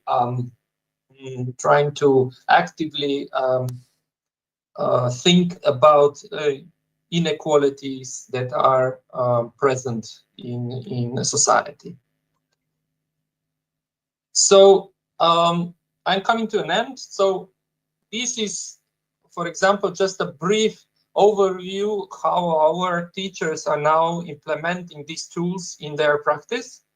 So those focusing on learning assessment are mainly rethinking how they could use their written exams, reports, questionnaires, for example, questionnaires in geography that are focused on or carbon footprint, how they could use all these already existing approaches in order to focus more on not just on assessment of learning, but also for learning or using it as learning. And also focusing more on emotional and cognitive domain. So that's one area they are working on. The other group, secondary school, is focusing on developing indicators. So they have analyzed already what is there, what they are doing well, where are they at the moment in current practice, and now they are proposing new indicators, how to improve this practice or how to be more, let's say, aware of the changes that are happening within the institution. So they are mainly focusing on strengthening students and teachers' engagement, and also on professional development of teachers. So to improve, to make it more accessible, to raise numbers of teachers that are developing in this area of sustainable development, and also improving the management of resources like water, electricity, etc., and collaboration with local communities through different projects, which is also very high on their list. And last area is transversal sustainability competencies and pedagogies, where they really try to develop student competencies, mainly by introducing or strengthening different, more, let's say, engaging, participatory learning approaches, strategies, and involving more diverse learning environments. So promoting outdoor education, project-based approach, STEAM, citizen science projects. So for example, STEAM project, here on the pictures, they were working with all the subjects on the same theme of water consumption, water protection, etc. So that's my last slide. Thank you very much for listening to me. And if anyone is interested to learn more, here are my contacts and also QR codes to the web page of the UNESCO chair. Thank you. Thank you, thank you, thank you, thank you. Please clap for our professor. Thank you so much, Professor Gregor Tokar. We appreciate you. Thank you for your time. Thank you for your presence today. We know you have a very busy schedule, but thank you for honoring us with your presence. And I wish you the very best of luck with your ongoing project. And please, when you are done with your guidance tool for the transformation or for the action research, please do share with us at our university. We are very much keyed into that. And please, next year, we invite you for a 3-day conference. Hope you will be happy to come to Nigeria to join us for the conference next year. Thank you, Professor. Thank you so much. And please stay tuned. Join us. Thank you, sir. All right. Now, I think there will be a brief change of power. Rest for some seconds. Okay. After which we'll have, yes. Is that okay? That's almost seamless. Oh, wonderful. Thank you. Okay, so now we'll be speaking academics all along. We want to have what it is to have it in practice. And what will be nice to have after talking about education for sustainable development, education for environmental sustainability, it would be nice to have it in practice. What does it mean to have clean energy? What does it mean to have renewable energy? How do we transit from academics to reality, to practicality? And we have a master of it in the house today. We are glad and fortunate to have the presence of Mr. Ademola Ogunbajo, President CEO Oando Clean Energy Limited. Thank you, sir. Thank you. You're welcome. Thank you. Please clap for our CEO. Thank you, sir.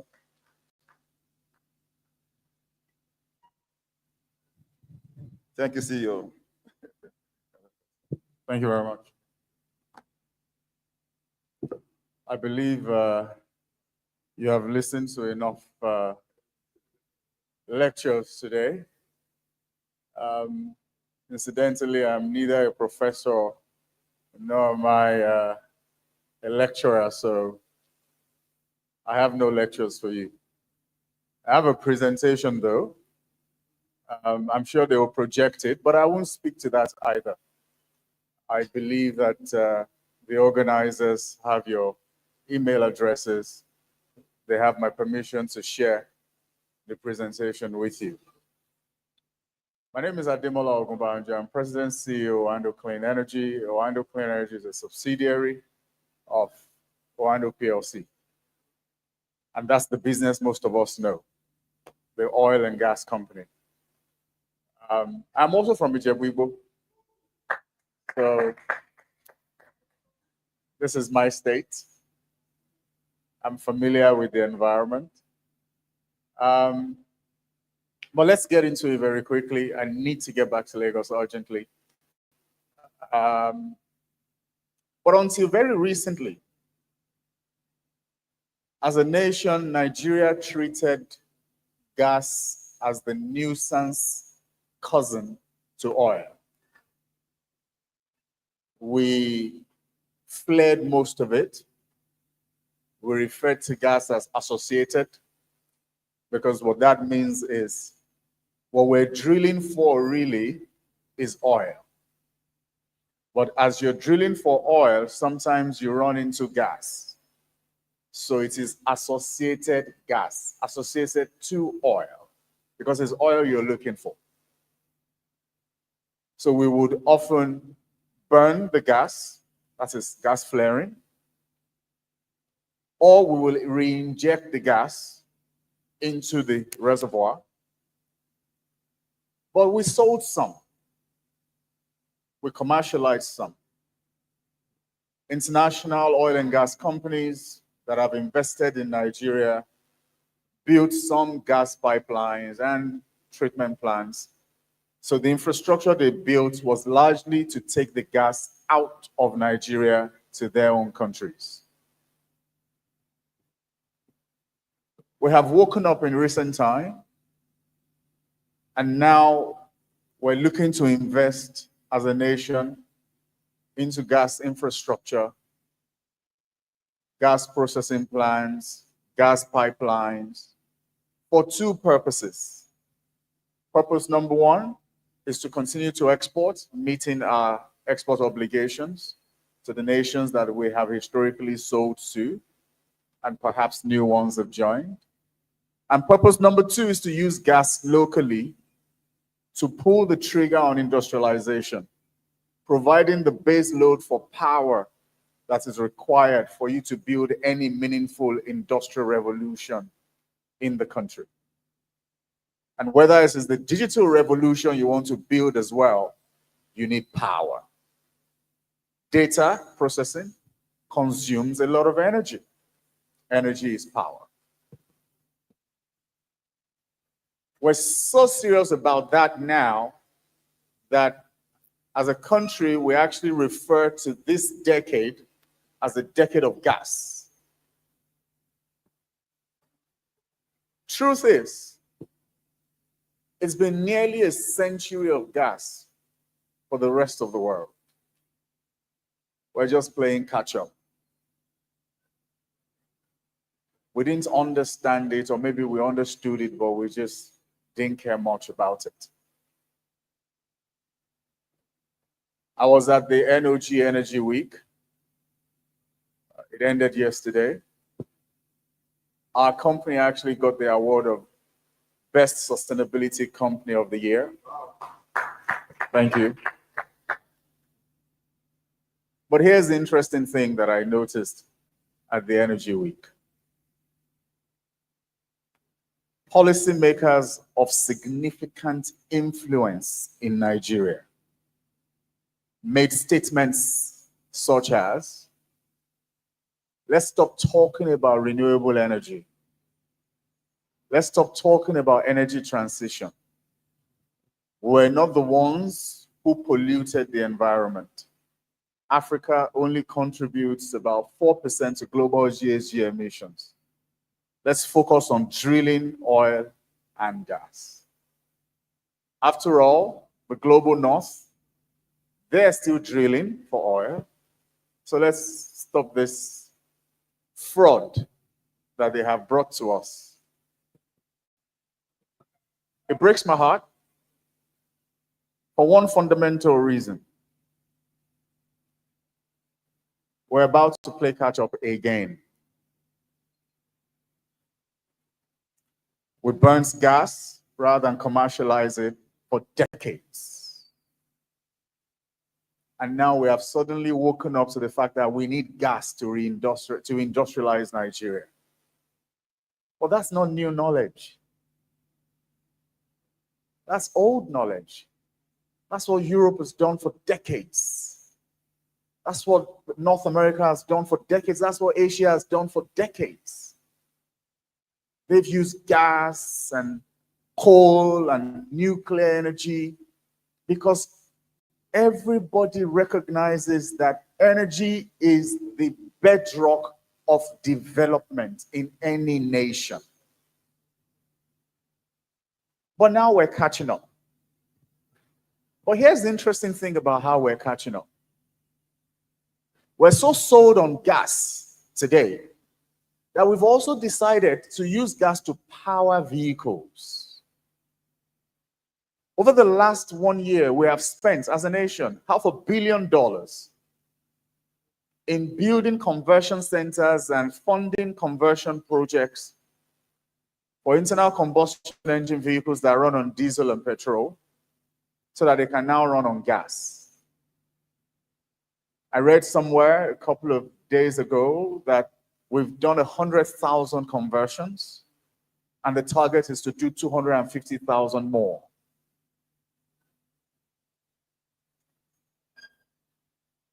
It is indeed true that we're a gas-rich nation, and we must use the resources that we have to power our development and growth.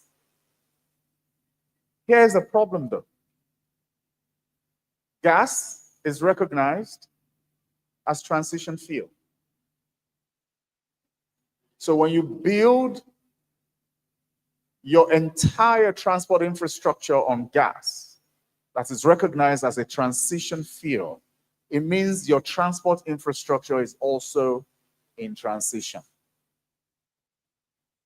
That's one. Nations that caught on to the value of gas, that have used gas to build industries decades ago, they've also used gas to power transportation. But they have stopped. They have discontinued the use of gas to power transportation. As a matter of fact, Ethiopia, which is not even one of those nations, effective 1st of January 2025, banned the importation of all internal combustion engine vehicles into their country. All new imported vehicles are to be electric. Now, I'm about to say something that will make you do a double take. You will think maybe I made a mistake and I meant M. But no, it's not a mistake. Over the last 6 years, Ethiopia has planted 40 billion trees. I meant billion, not million. Could that be because Ethiopia is the sole contributor of Africa's 4% of GHG emissions? It's because Ethiopia recognizes that in as much as our contribution may be as minimal as it's been, and that's also because we consume. If we were industrialized, we would emit more. So our emissions sits largely around logistics, because we're largely logistics, based economy, because we import a lot of the goods that we consume, we move them around a lot. So transportation contributes a significant amount of the emissions on the African continent.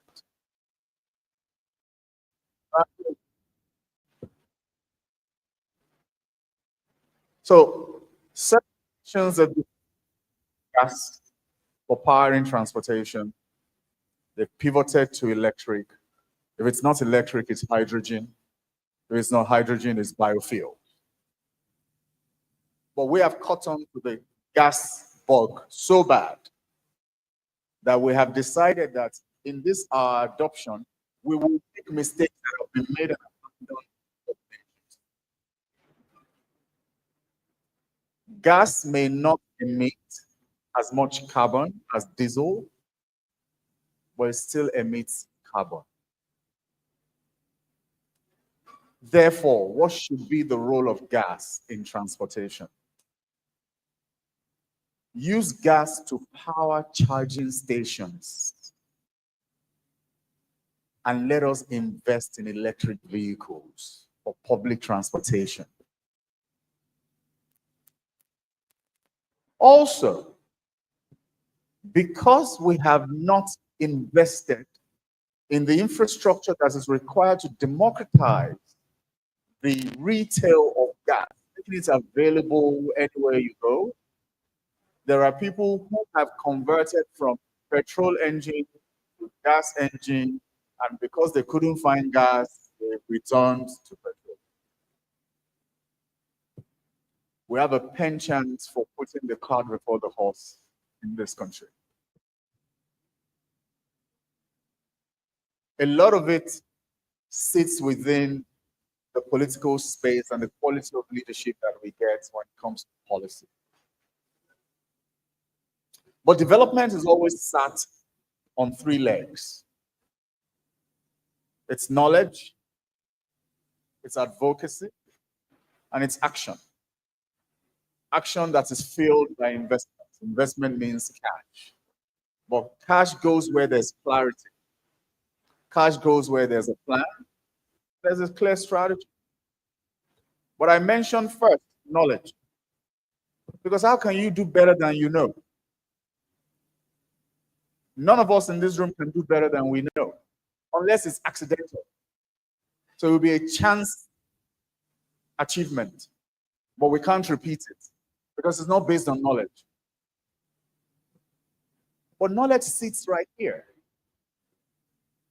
I stand today at one of the epicenters of knowledge in this country.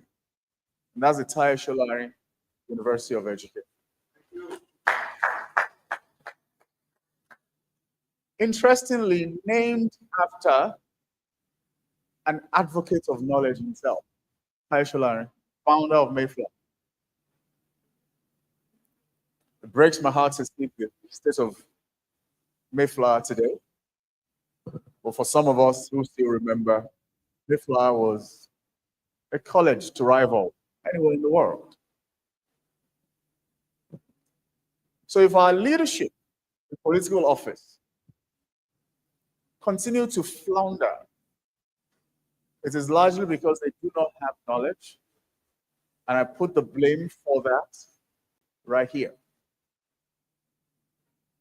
You produce knowledge, because knowledge comes from thinking. You think.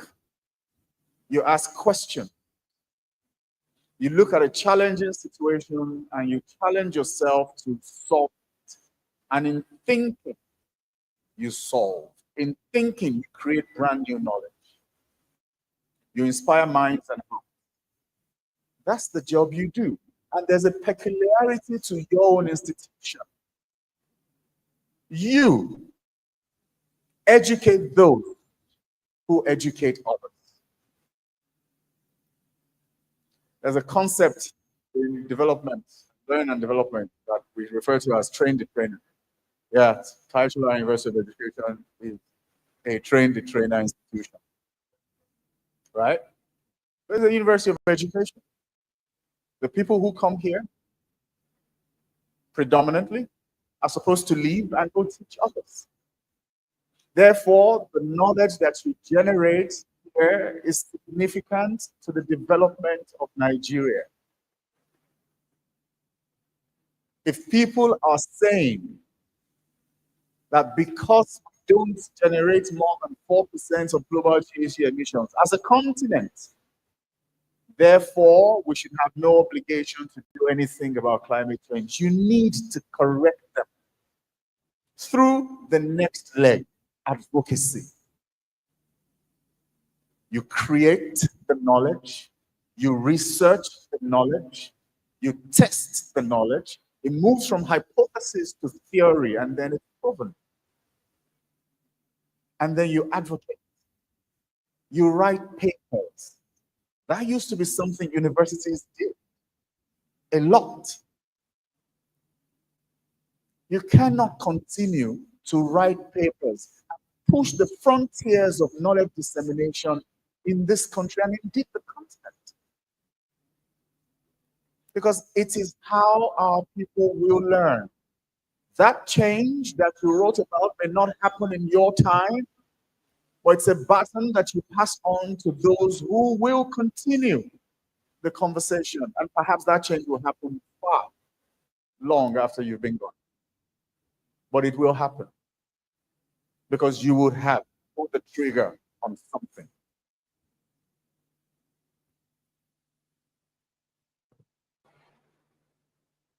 What we know for a fact is that Africa does not receive the impacts of climate change in the same proportion as it contributes to it.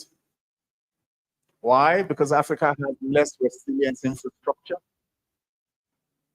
Africa has vulnerable communities. I'm not sure if you guys go out during the day when it's sunny. I think you would have noticed that it's kind of hot these days. Much more than it used to be when we were much younger and we played around every day, all day, every day.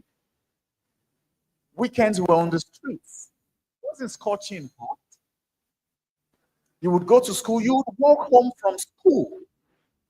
You would often not even break a sweat because it was leisurely walk anyways. You and your buddies coming from school, walking home. It wasn't this hot. It's hot. Climate change is a reality. And you need to tell these guys making the decision. Because they're making decisions for us. Somebody needs to tell them. If a Demola Ogubanjo is telling them from Oando Clean Energy, they'll say, I'm trying to protect my business. But if you're telling them from the TASUED University of Education, based on research that you've done, they'll most likely listen to you. Africa holds less than 20% of global population, but Africa holds 50% of global population of internally displaced people. There are more internally displaced people in Africa than there are anywhere else in the world. The reason is simple. 2 C's: conflict and climate. And when you dig into the conflict, you find that climate change is the reason for most of the conflict. Case in point, herders and farmers in the Middle Belt, northern part of Nigeria, they're in conflict. Loads of people have been displaced internally because of that conflict. But why are the herders coming down south? Deforestation in the north. They're looking for forage for their cattle. Lake Chad is gone. It's disappeared. It's evaporated. That's climate change. I'm not sure those of us that sit pretty in the southern part of Nigeria, comfortable in our different spheres, recognize the number of internally displaced people's camps that exist in the north. We're a nation at war.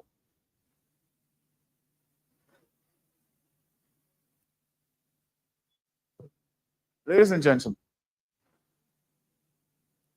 if we do not do something today, once again, in another 30 to 50 years, we'll be playing catch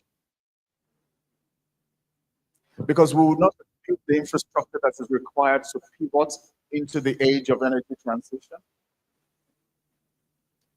So when the rest of the world start to thrive in that field, we then once again begin to buy the technology that they have created, not the ones that we have created. Just so you know, I'm not speaking out of context. We did it with oil. We drilled oil. We exported barrels of crude and imported refined petroleum because our own refineries were mismanaged into disrepair.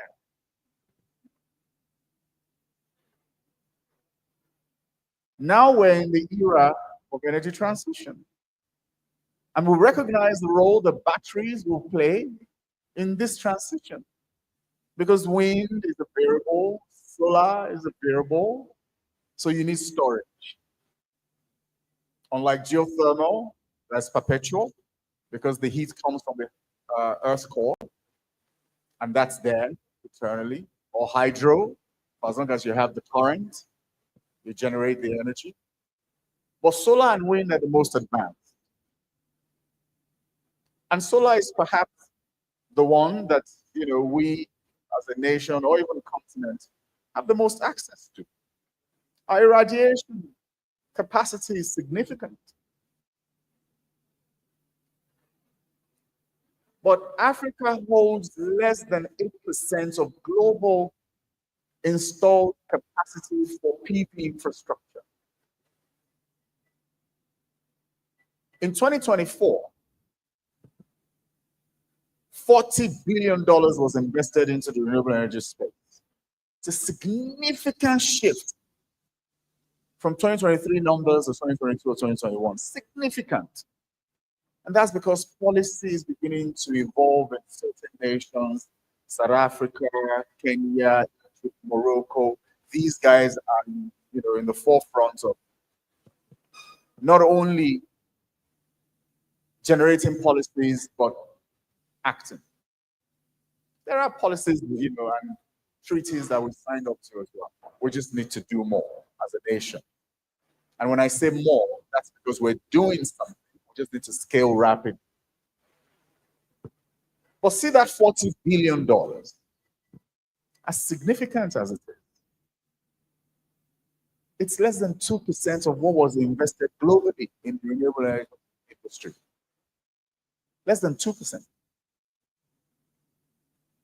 The renewable energy sector globally saw circa $2 trillion investment in 2024.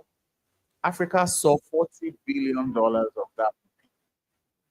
Yet, Africa holds 600 million people who have zero access to power. Of that number, Nigeria holds about 93 million. That's nearly the size on the African scale, the entirety of Europe. So just imagine Europe without power. That's what it is. We have need, but we're flailing like a kite in the wind. And we need to get our acts together. We need to shape the minds that come into these institutions to understand the role that they have to play in protecting the planet. It's unfortunate that this is the planet that we're handing over to them because it's not the planet we inherited. Although we did not create, nor did we start the problem, but this is what we have inherited. And we need to help them understand that the argument that Africa only contributes 4% of global GHG emissions is an argument that fosters inaction. It's an argument that tells you you don't have to do anything. Let's help them understand that they must, as a matter of fact, and urgency, do something. They need to be speaking. Grethel, I think that's her name, some young lady who is a global environmental activist. I think she's from somewhere in the Scandinavia. She was less than 10 when she started protesting against big corporations that are in the oil sector polluting the earth. She's done that for all her life. So it's never too early to speak truth to power, and let's empower the students that come into these institutions to do that, to recognize that knowledge is for application, not for storage. Knowledge is not meaningful when you do not apply it. Your age does not matter. Speak truth to power. Whatever you learn here, disseminate it, test it, advocate for the environment, because the environment is your home. And we haven't quite used it well. We have exposed it and therefore exposed ourselves. Why did an oil and gas company like Oando venture into clean energy? Those just two basic reasons. Number one, we always refer to ourselves as an integrated energy company. So in that light, we recognize that energy was at the edge of chaos. We could tell what sector would come to displace fossil energy, and that's the clean energy sector. The conversation is not about whether it will happen. The conversation is when it will happen. And however long that takes, it will happen. So to remain an entity that is relevant in the energy space into the next century, we recognize that we had to embrace renewable energy. That was why we founded Oando Clean Energy. The second reason, which is my favorite of the two, is the recognition of the fact that climate change is a reality. And that reality affects all of us. So as an organization, we decided that we didn't want to be part of the conversation, we wanted to be part of the solution. So we founded Oando Clean Energy. And our mandate is to design and develop climate-friendly and bankable projects. And we have projects across multiple verticals. We will build in Ogun State a 1.2 gigawatt solar panel assembly plant by the end of next year.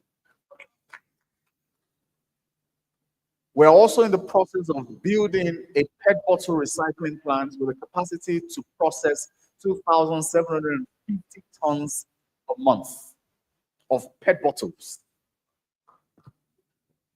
We have projects in geothermal energy using end-of-life wells that used to produce oil and gas to generate to power steam turbines so that we can decarbonize oil and gas exploration and production in the Delta. We have launched high-capacity all-electric buses in Lagos for mass transportation. We've tested the technology, it works. It works well. We have all the data, and now we're expanding the fleet to 50 and then 500 by end of 2027. And then we will launch this year the rollout of electric vehicles for taxi hailing services, and we'll do about 4,000 as well in Lagos over the next 3 years thereabout. What we're looking to do is to build the next downstream sector for mobility, one that would dispense electricity instead of petrol or diesel.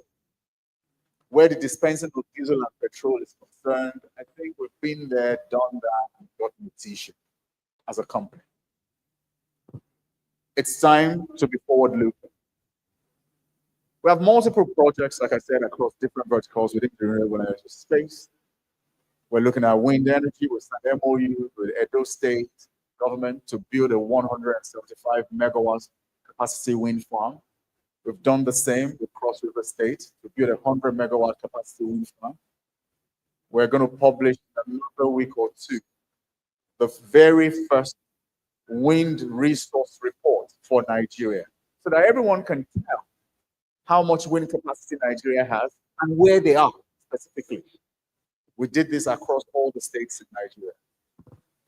We're playing our part in thought leadership within this space, because it's not just business for us, because we recognize the role of thought leadership.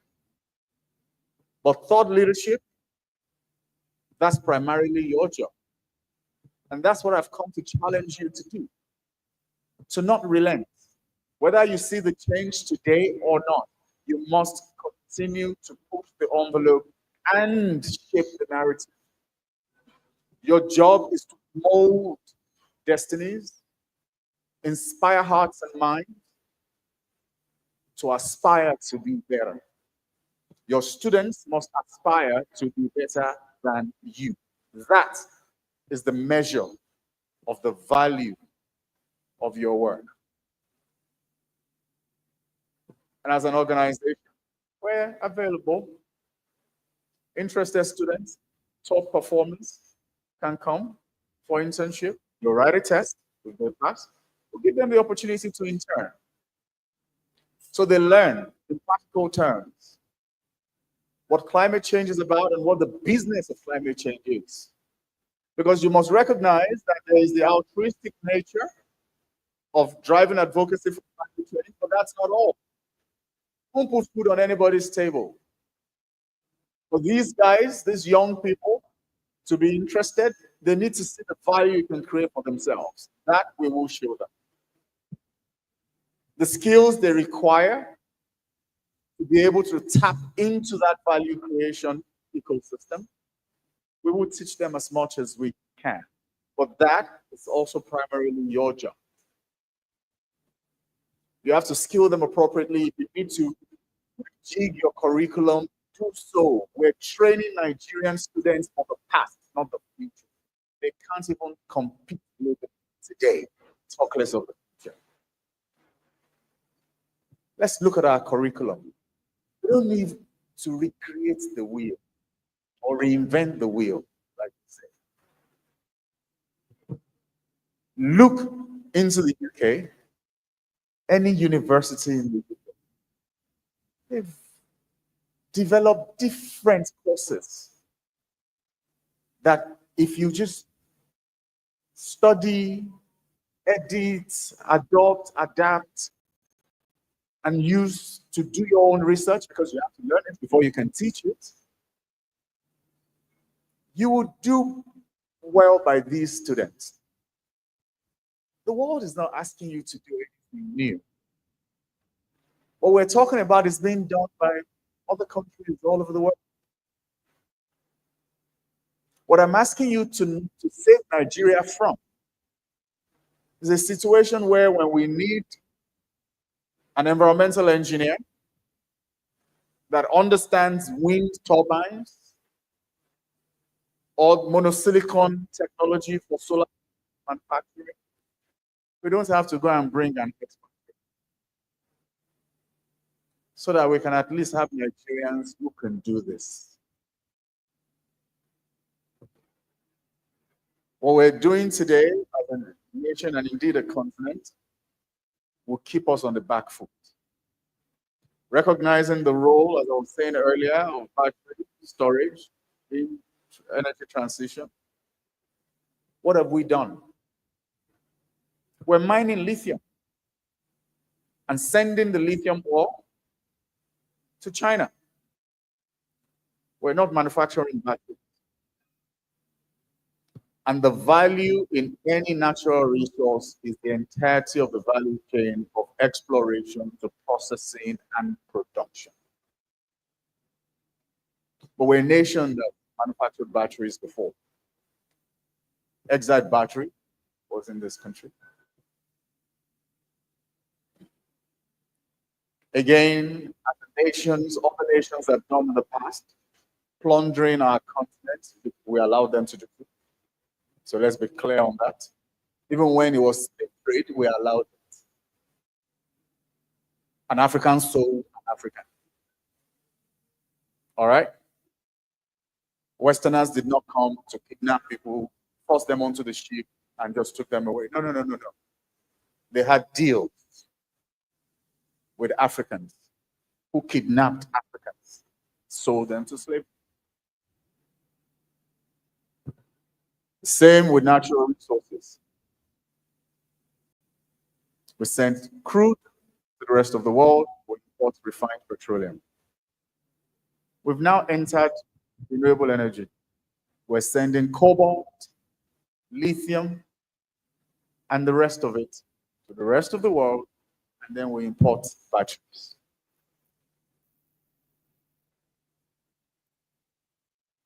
It's got to change.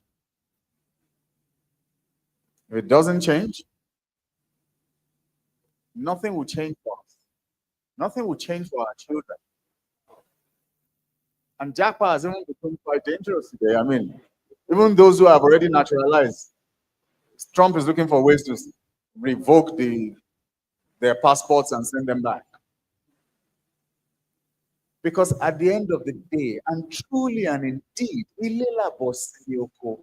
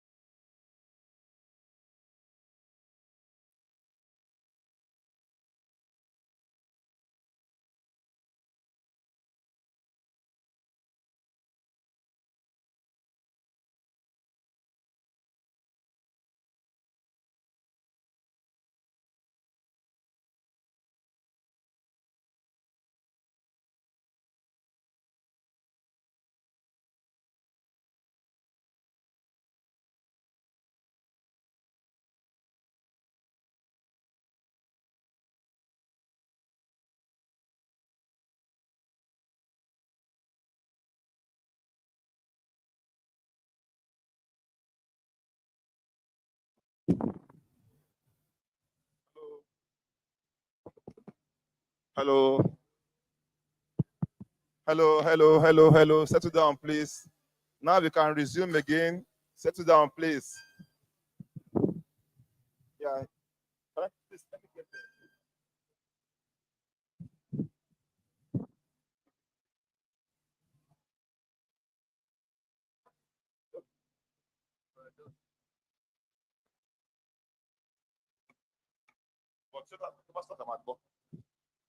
Come on.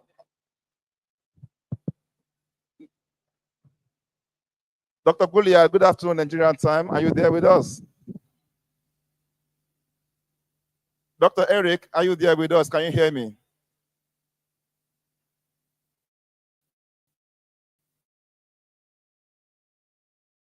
Dr. Eric Goliad, are you there? Can you hear me, sir?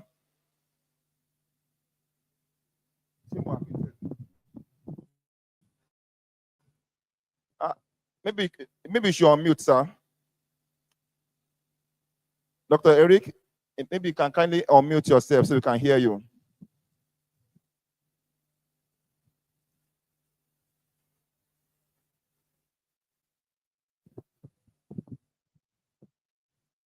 Can we move forward, please?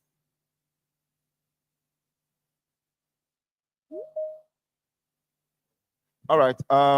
So our next speaker is Professor Dr. Eric Goliad, professor at Lausanne, and the expert.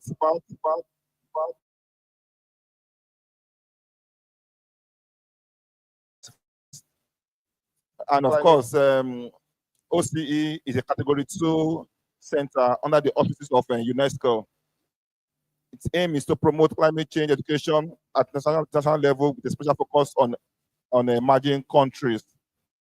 I don't know if you have Dr. Professor Eric Goliad here. Is it muted? Professor Goliad, you are muted. Maybe you can unmute yourself.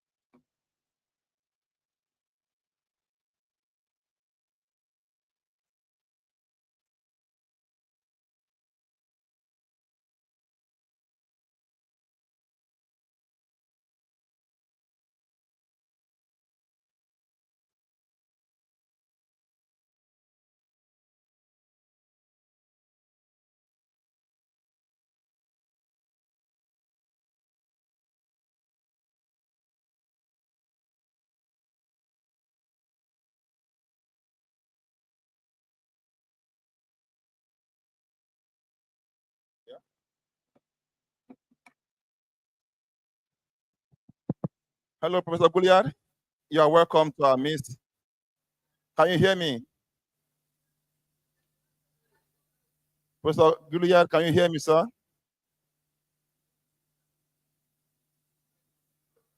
Dr. Eric, can you hear me, sir?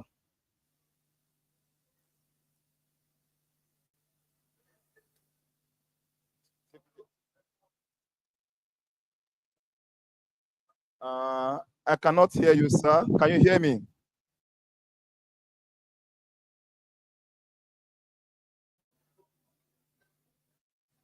Prof. Goliad, can you hear me, sir? I cannot hear you. I can hear Dr. Yes, speak. Okay, I can hear you now. Can you speak a bit louder, sir? You have the floor. You may continue now. Thank you for honoring us. You may continue now. Thank you, Professor. The floor is yours. Thank you.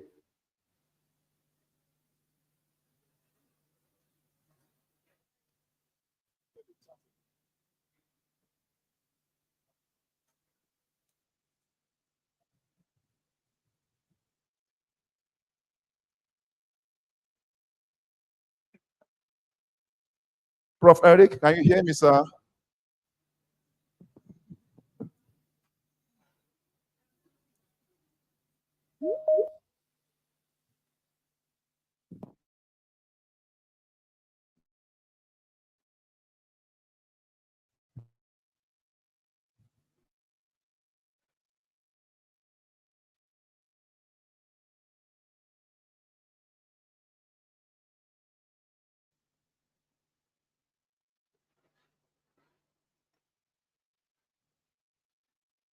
Okay, Yes, we can.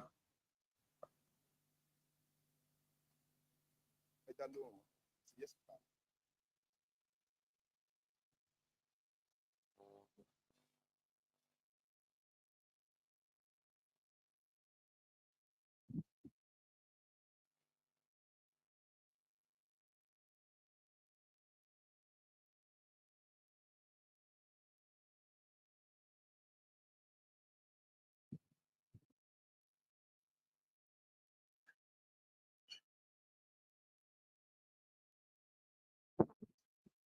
okay. So, let's see how we can see my screen. So let me try to.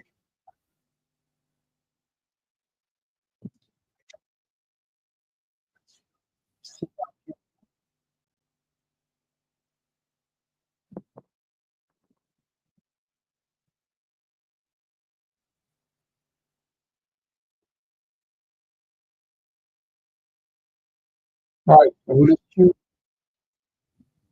see this. The part of my two screens I cannot see if you don't see it. Okay, wonderful. Thank you so much. Right, so thank you for the invitation.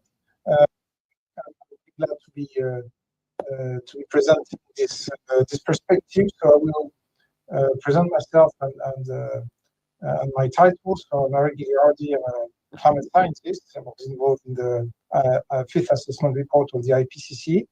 And since a few years now, I'm president of the Office for Climate Education. And I will share with you evidence-based strategies for climate change education from the global perspective that we developed at the OC, at the Office for Climate Education. And you will see there will be similar points made compared to the previous speakers. Right, so we need education to address the climate crisis. And Stefania Giannini, who is the Assistant Director General for Education at UNESCO, made this very clear, is that education is the most transformational climate adaptation action. I think this is really an important phrase to bring into the climate area. We need education. Now, when we talk about education, we have to distinguish education for sustainable development from climate change education. And of course, in a very broad terms, ESD, so Education for Sustainable Development, in the classroom mostly ends up being recycling to save the planet, to make it green, for example, maybe. But ESD is different. Climate change education is different because climate change education is about understanding complexity, understanding science, providing agency, and looking forward to the future. So it's really different, even though one can be part of the other. And there's really a risk of staying in the classical ESD, which is what I call the pitfalls of depoliticizing and taking things out of context. I mean, there are two kind of pitfalls that we must be aware of. First is the scientific dimension to take precedence. The risk with that is it's only a scientific problem. The risk of scientism, of narrow vision, out of touch, and of far removed from the issues facing society. And the other pitfall is falling into relativism, magical thinking, out of context gesture. I think the point here is to say that climate change education carries values and worldviews, so it's a difficult topic for teachers. There's a strong demand for climate education, as we heard, but too little implementation, and there are several recent reports that make that case. The reason is that, first, there is very low or no integration of climate change in the curricula of many countries, or even though this is changing. First, even though most of the teachers believe that climate change education is important. Less than a third are still able to teach it, and only 2% of schools implement quality climate change education. And you see that in the extent of climate change focus in the documents dealing with education worldwide, those with no focus is almost half, and the other half very minimal, and some starting of minimal and 2% moderate. So there's really a long way to go. The good news is that all this is changing, of course, every year, but still a long way to go. The consequences is that today, well, this was 2-3 years ago, 70% of the youth could not explain climate change. So the fraction, one of the consequences is that the number of teenagers and young adults are suffering from eco-anxiety. And you see that touches all countries in many different areas of the planet. Right, now the good news is that when climate change education is brought in the classroom, it works. It leads to improvement of knowledge and attitudes for parents also and grandparents. There's that intergenerational learning effect that's been shown by several studies that affects knowledge on mitigation, adaptation, behavioral intentions. The effect is stronger with girls, as has been shown also for health education. And what more interestingly, 2/3 of the youth believe they have influenced their parents to make environmentally friendly choices. Right, so education can lead to action, not only for tomorrow, but also for today. That's really the good news. The question that now what I would like to address with you is what works? What is the climate change education that works? Well, first, climate change education will be built on strong science education and what we call active pedagogies. Climate science is universal, and interestingly, misconceptions about climate change are also universal and similar in many cases, and often perpetuated by incorrect books. Number of studies here that show that. So developing misconception and practicing science activities are both absolutely key for this. And active pedagogies have been shown to be the most efficient way, which means inquiry-based pedagogies, explicit pedagogy, and talking about the nature of science. This is really one of the main differences with ESDs that starts with science and active pedagogies. Now, of course, knowing is not enough to act. So how to bridge the knowledge-behavior gap? It's really important to go beyond the knowledge-only approach. If we only stick with knowledge, and you see that that just saying the knowledge is really dominant over all the other aspects, that creates anxiety, and it does not lead to action. So working on leverages, solutions, and developing self-efficacy are two ways to go beyond to bridge that gap. So first, project-based pedagogies. The second one is role-playing games that works really well in many contexts. For example, mock crops are the equivalent. Then, of course, outdoor activities. Many studies show how outdoor activities can help reconnect the youth with nature and really develop that self-efficacy. And the intergenerational contact, talking with the parents, the grandparents, and their experience. So now, another aspect important, we have to be modest. Climate change projects must be made as education projects and not try to change the world. Youth are not here to replace the responsibility of the adults. So that's why developing self-efficacy is so important, showing that each small success reinforces the positive perception that success is possible. It's really it's the opposite of a virtuous cycle.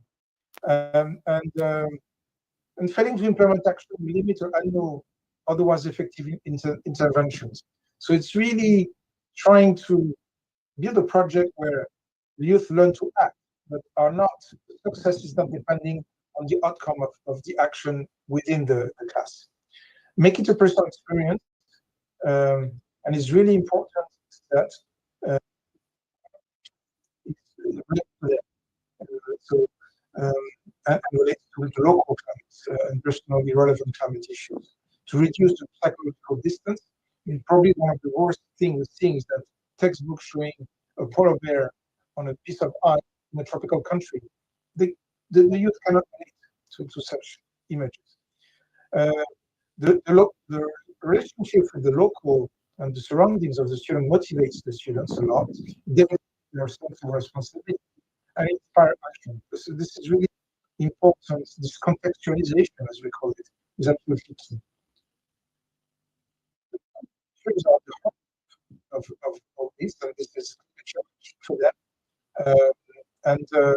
So we know that effective teacher education for climate change education is content focused, incorporates active learning and project pedagogies, supports collaboration and develops collaboration among students, using models of effective practice, and there are a number here, provides coaching and expert support. Many times the teachers feel alone, left alone on these difficult topics, so it's really important. They work together, they're provided with support, and that will also offer them feedback and reflection. And last but not least, all this takes time. To change the professional practice of a teacher, we need between 50 and 80 hours of training for the teacher. So this is really important. Anything below that is better than nothing, of course, but it's usually not enough to change that the professional practice. So it's several weeks of training. Right, so the objective of climate change education, so we have middle, primary, middle, and high school. This is really important. Focus equally on knowledge, attitude, and skill, what we call the heart, the head, and the hand, which you have at the bottom here. And if you missed one, you're not going to lead all the way to developing the full-blown citizen that we need in our changing world. Develop a systemic and interdisciplinary vision, understanding complexity, of course, developing critical thinking. This is absolutely important, and not only for science, for being a citizen, and develop ethics and empathy. All these are really important things so that the youth can act both individually and collectively towards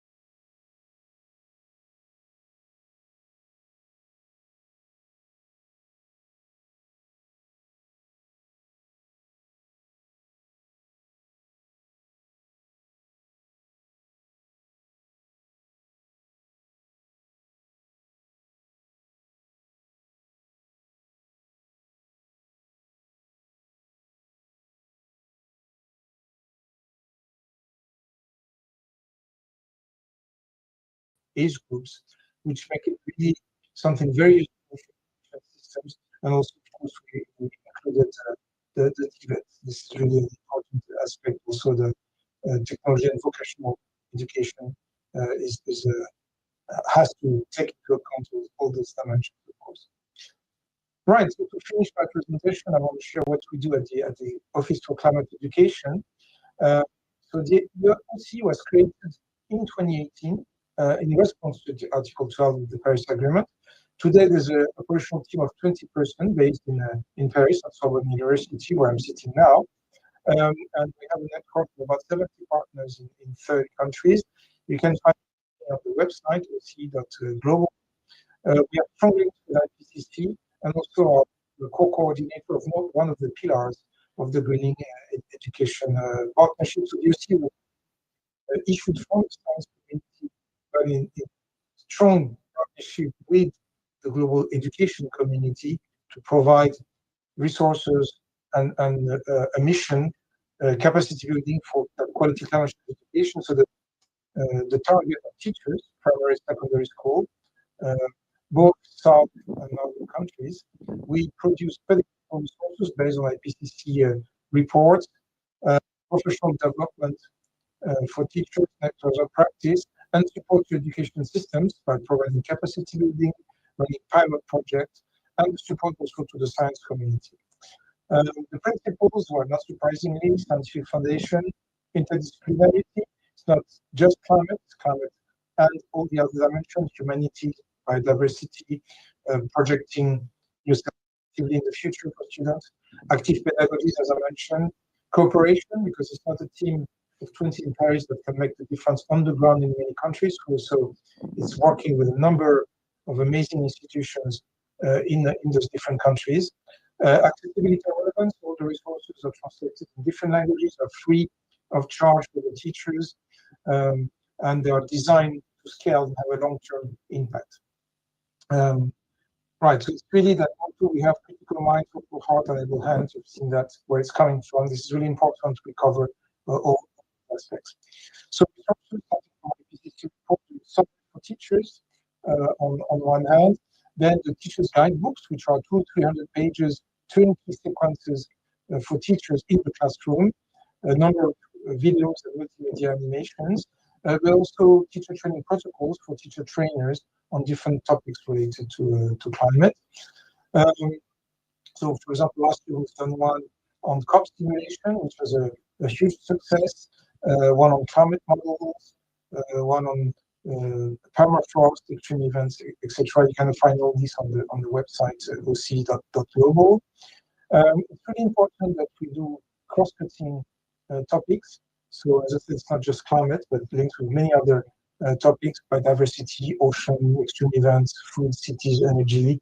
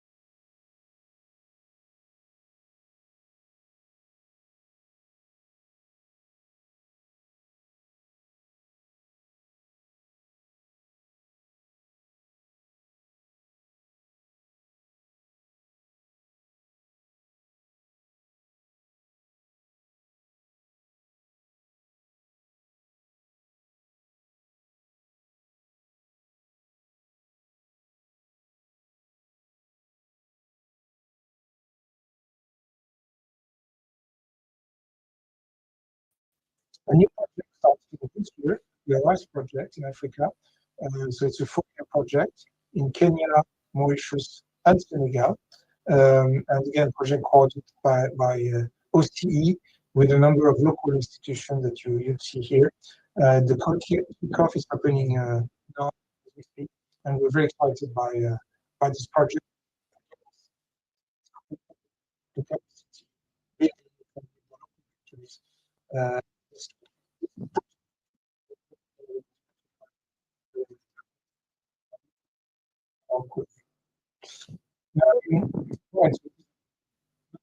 the impact of OCD. Clearly, we could never have imagined this in our university.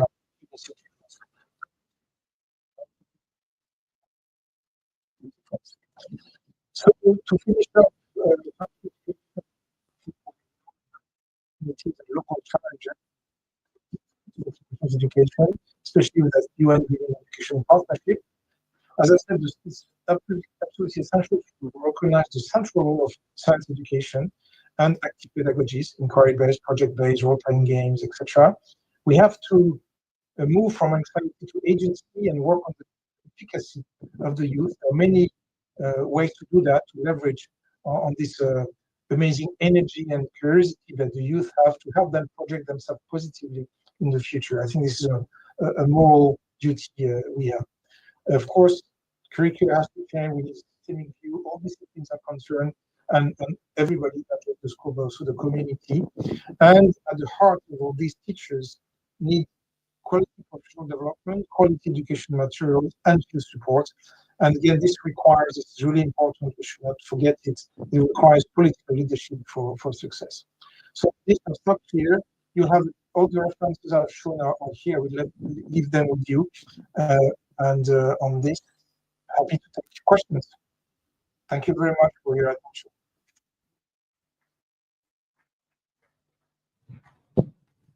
Thank you, sir. Very clear. Thank you very much. Thank you. We appreciate you for your time. Can you hear me, sir? I could earlier hear the speaker, but can you hear me, Professor Goliath? No? Anyway, we appreciate you for your time. Thank you for spending time with us this afternoon. And obviously, we would like to be among the Africa Regional maybe you can, I cannot hear you. Can you hear me, sir? Maybe you can use the chat if you have questions. Okay. Any question? Do you have any question? All right. Thank you, Professor.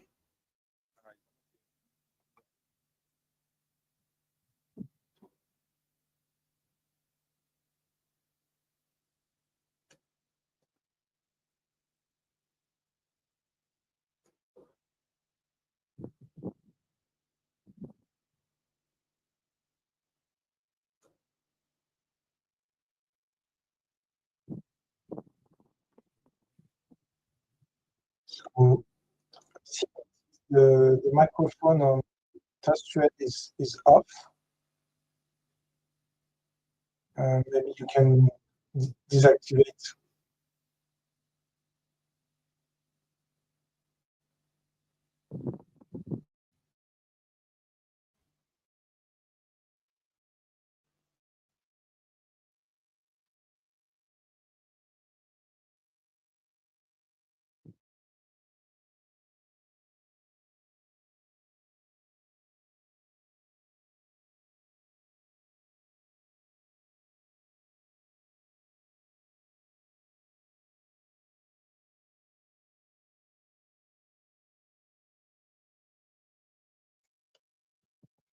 Professor Eric, can you hear me now? Prof, can you hear me? So yeah. Can you hear me, sir?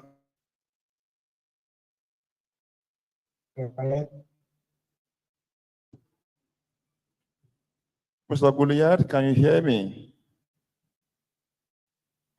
Please. Can you hear me? Can you?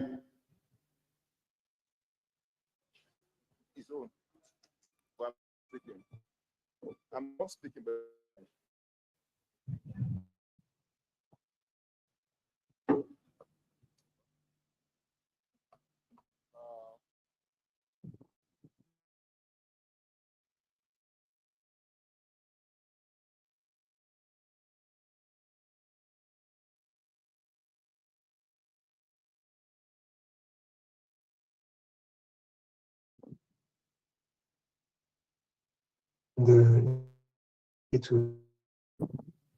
to answer.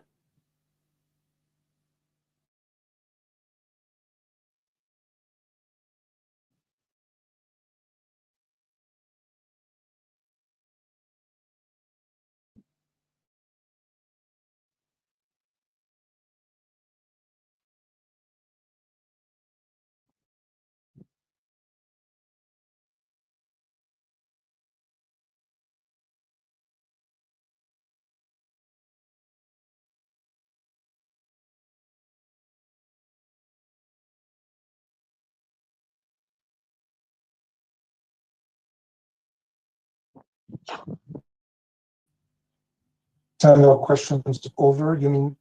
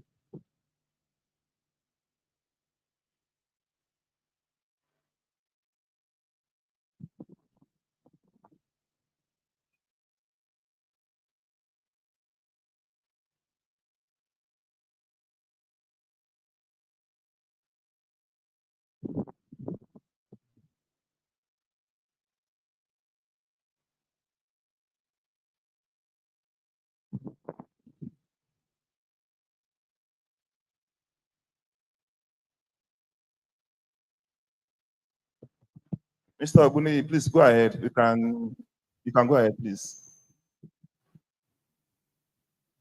Okay, thank you so much. I needed to be sure you could see my screen because I think I'm having some sort of glitch here. But if you confirm you can see, then I will proceed.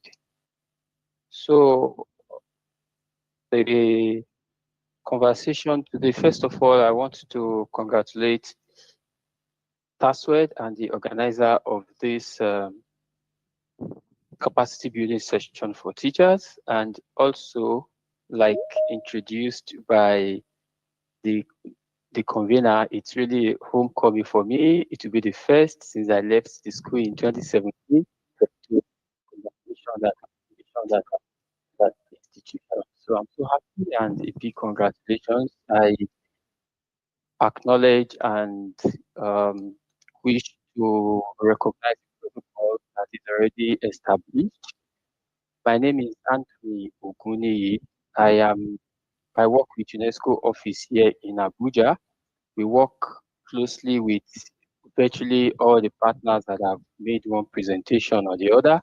And then thankfully, my job is a bit easier because I will only be reiterating what has been mentioned, in one way or the other, and also to just share with us what some of us might know already. So, we have been asked, I'm representing the head of UNESCO office in Abuja. The head of our office is Mr. Albert Mendy, who is currently on other tasks, he couldn't join. And then UNESCO office in Abuja is a multi-sectoral office where we have all the 5 UNESCO key sectors operating in Nigeria. And the sectors includes our natural science sector, the education sector, the culture sector, the communication and information sector, and then the social and human science sector. So uh, the first part of our discourse is for us to look at the greening education part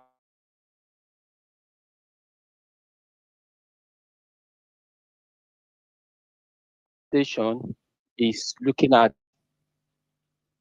strengthening teacher education system and enhancing capacities to promote environmental sustainability and climate change education for all learners. So the first part is on greening education partnership. Many of us might be familiar already with the partnership. Partnership is it's a global partnership actually that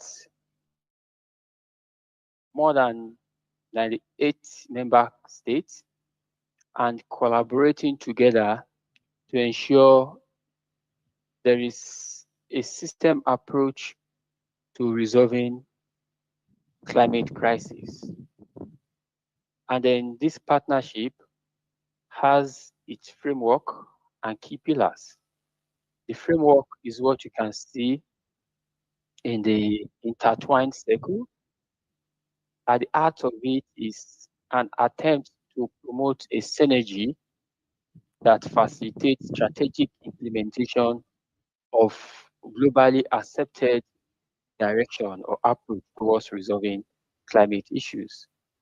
And then one of the key framework in there is that the Greening Education Partnership wants to foster coordination and stronger collaboration among stakeholders. And these stakeholders include the member states of the partnership. These stakeholders also include non-member states, which might be NGOs, it might be corporate organizations like OANDO that we listened to, like TASUED as an institution, and all other players, because indeed climate action is everybody's concern. Then also the other framework is looking at knowledge management and research. And part of it, UNESCO as a knowledge institution have conducted several research in collaboration with its chairs category 2 institutions, universities like TASUED, and then a lot of guidelines have been produced, many of which today's engagement by the previous speakers. And then the other framework is the one on advocacy, communication, and the monitoring of progress. Part of what we are doing today, even though it is a workshop, a capacity building, it is also an advocacy endeavor that contributes to the process. Sorry, I realized my mic is okay. So it's also an advocacy endeavor that contributes to the process. So we see that this framework, these three interconnected frameworks, they work towards ensuring that the world is working together, is strategic towards achieving the purpose of the Greening Education Partnership. And then in the Greening Education Partnership, there are critical pillars in the partnership. There are 4 of them. And the 4 of them have been mentioned in one way or the other in the course of our discourse, but I want to refresh and reiterate them. First is the one that focuses on greening schools. From early childhood through adult education, we want to make sure that the school system is such that adapts the principle of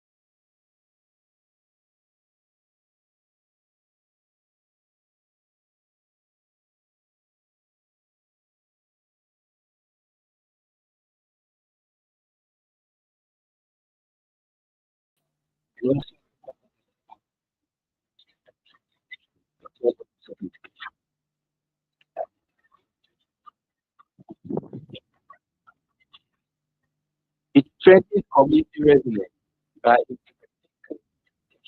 health with a focus on empowering.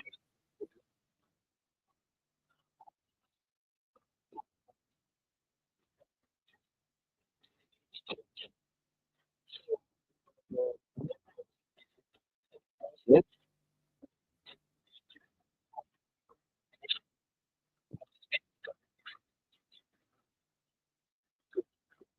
that must be able to work with all of these people right on timing and make them partners of the process of attaining green initiative. So, in sorry, please,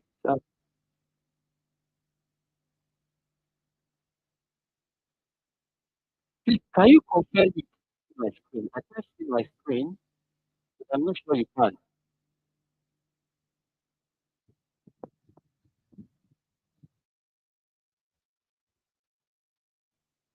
Okay, good. Good. Thank you so much. So,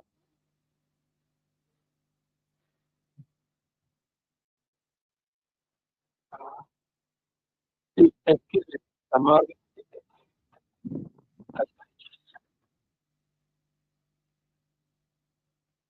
Okay, so in the partnership, in the Green Education Partnership, there are several partners involved. Like I mentioned earlier, there are so many countries, about 99 countries, and then inside the country, there are other UN agencies that are involved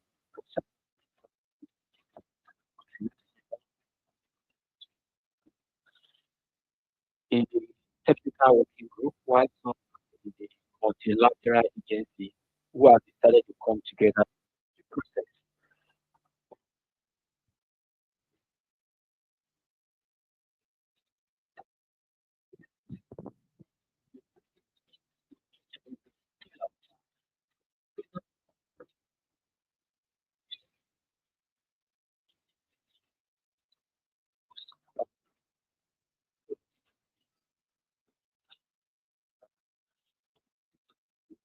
Schools also transforming the way the country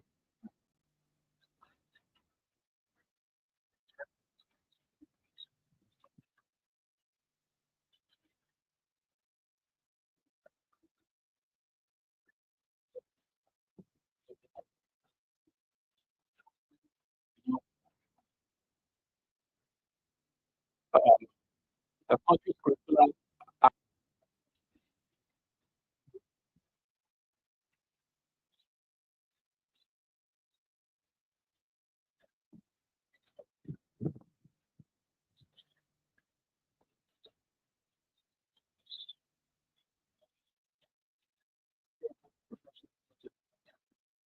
includes climate change. And in Nigeria also some good efforts have been made. Currently, the teacher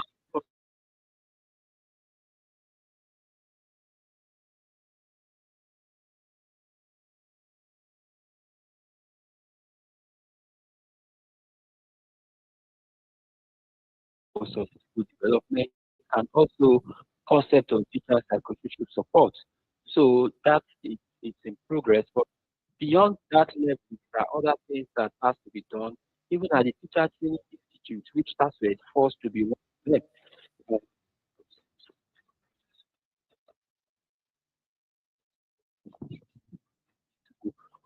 The operation, overall operation, and then the last target, which is on green community guideline, is to see that number of cities and communities that have at least one climate change lifelong learning program and increases. So efforts are being made. Those who are partners of the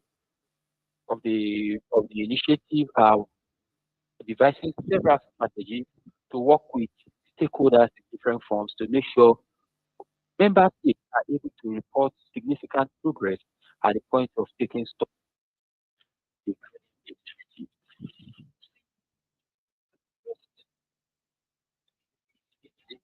new.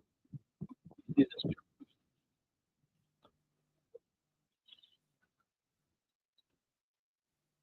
what we are doing to progress that is being tracked. This, I think, have been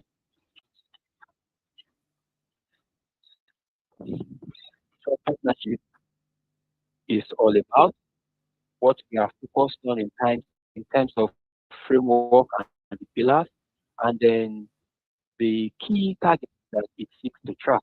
And those targets we are contributing to by the different activities we are implementing, including the one that is happening currently at TASUED. So at this point now,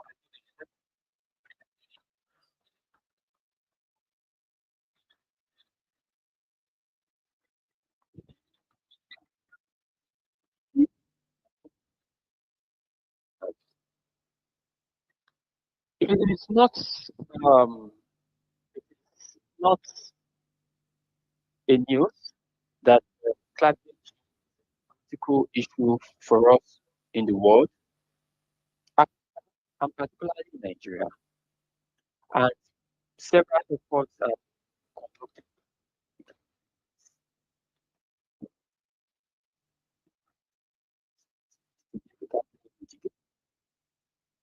And we have come to realize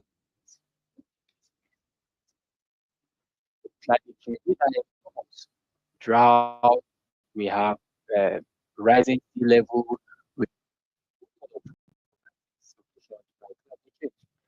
And education has been established as one of the pathways towards addressing it.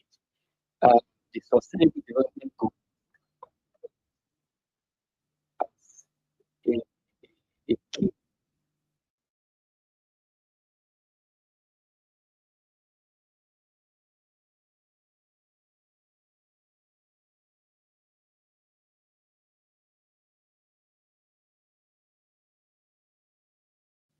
And then one of the drivers of this tool are teachers. So we come to the realization that teachers play critical role in achieving sustainable education. However, these teachers have some capacity gaps. These teachers need some support to enable them play their role critically and actually be the right agent towards mitigating the effects of climate change or towards ensuring that the world, the society, the environment is protected by facilitating sustainable um, approach to engaging with the society. The former speaker, Professor Eric, was able to distinguish for us between climate change education and ESD, Education for Sustainable Development. There are some points of overlap.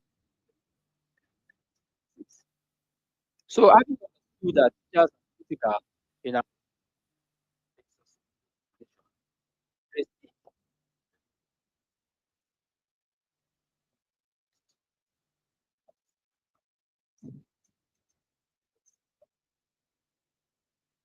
this therefore would guide our reflection for the couple of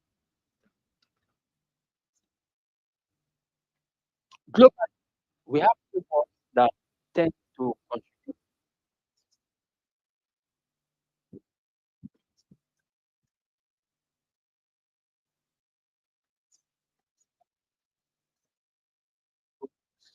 SDG 7. The target of SDG 7 is trying to ensure that all learners acquire knowledge and skills needed to promote sustainable development, including among others through education for sustainable development, what we are talking about. So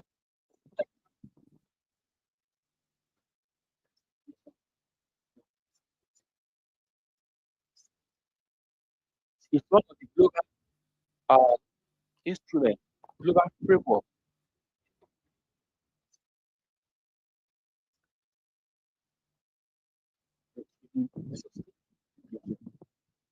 The second one is the Paris Agreement.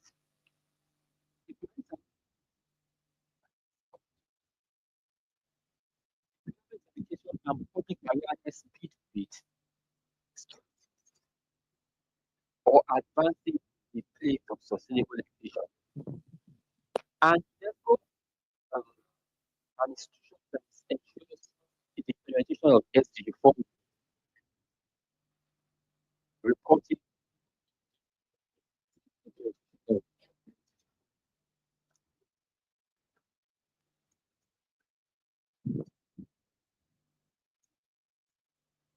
and that this materials are actually accessible on. Beyond the framework that was developed by UNESCO are also roadmaps that's the implementation. With all of these three critical, we still have significant gaps in achieving our goals. At the moment, as at 2021, UNESCO says that fewer than 50% of global teacher education policies include climate content. Maybe it could be a point of reflection for us at TASUED. The curriculum or curriculum we use for the preparation of our teachers, how much of it contains climate content? When we go to NCC, who regulates colleges of education, we also need to ask the same question. The implementation also shows a significant gap between the real action in terms of training teachers and the commitment that countries have entered into. Teachers in Nigeria have not been able to have access to adequate trainings needed for them to be climate, to have necessary skills and competencies to teach climate content or to facilitate discourse or discussions around education for sustainable development. So we have different commitments, all documented. We have a lot of them in our archives. But when we monitor progress, we see, a significant gap. So this calls for reflection and action for all of us to change the path. It could start even from our level, at the university level, till we get to government, till we get to regulatory bodies. In Africa, the challenges, I wouldn't want to repeat this, are quite enormous. The challenge of climate change are enormous, and they differ from country to countries, but we have similarities.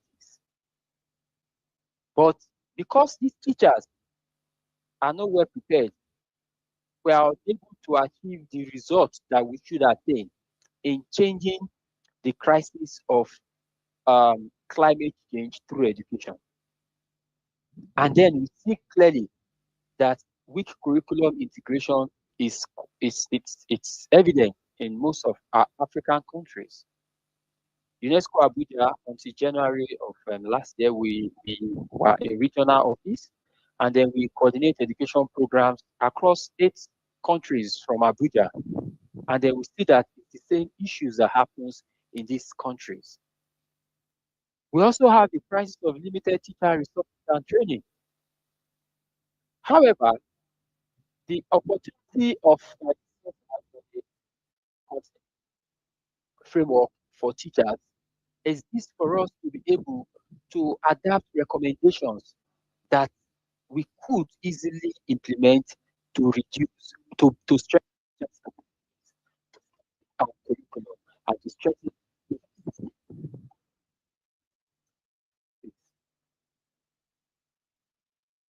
coming back, the content in Nigeria is quite overwhelming.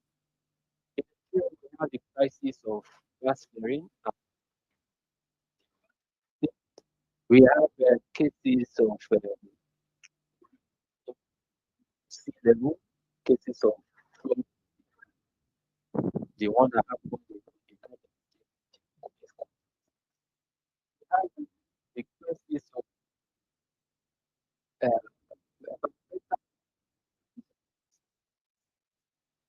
we have crisis of We have drought, all sorts of them. They are represented by the images in this slide. Why are things not getting better in our country, in a place like Nigeria?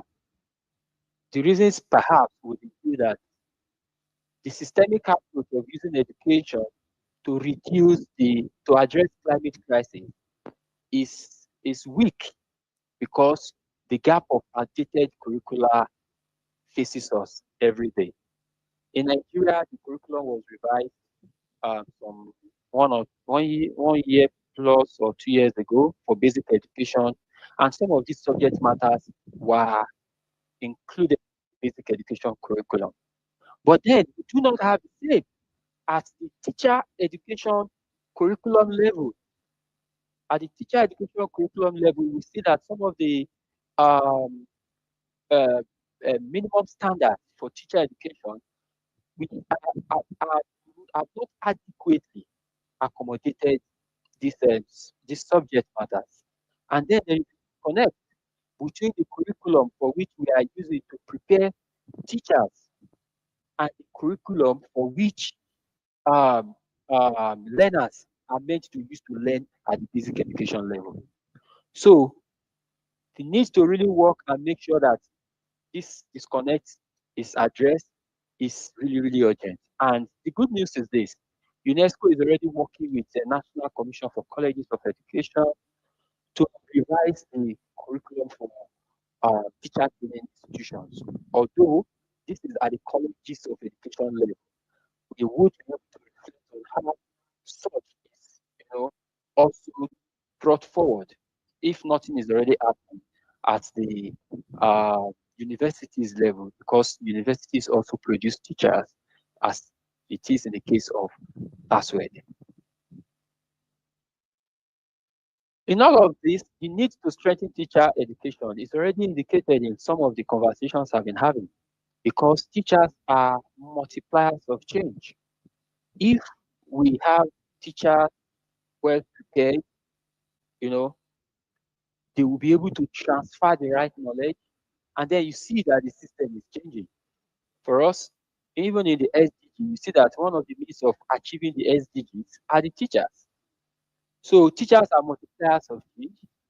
Sustainability and climate literacy has to be embedded at the foundational levels, because we cannot begin to introduce certain concepts at a higher education level. So it's a lifelong process. From the foundational level, this has to be embedded both in the curriculum for teaching and also the curriculum for preparing teachers. And for us, it's important because every teacher is equal to empowering communities.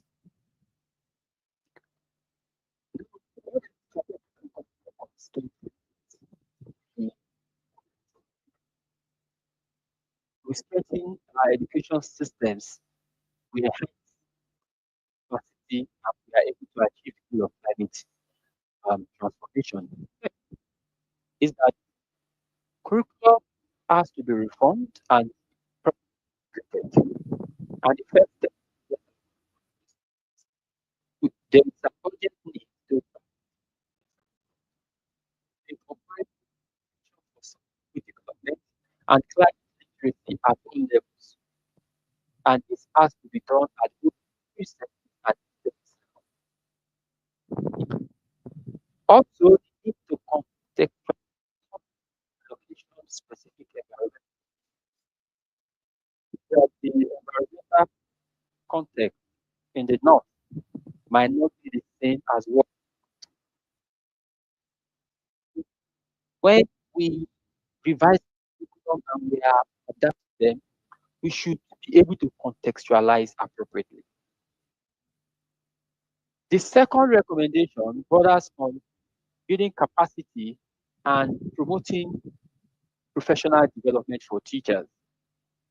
And then this could include a nationwide education program for teachers on participatory interdisciplinary teaching of climate change. It's a complex subject.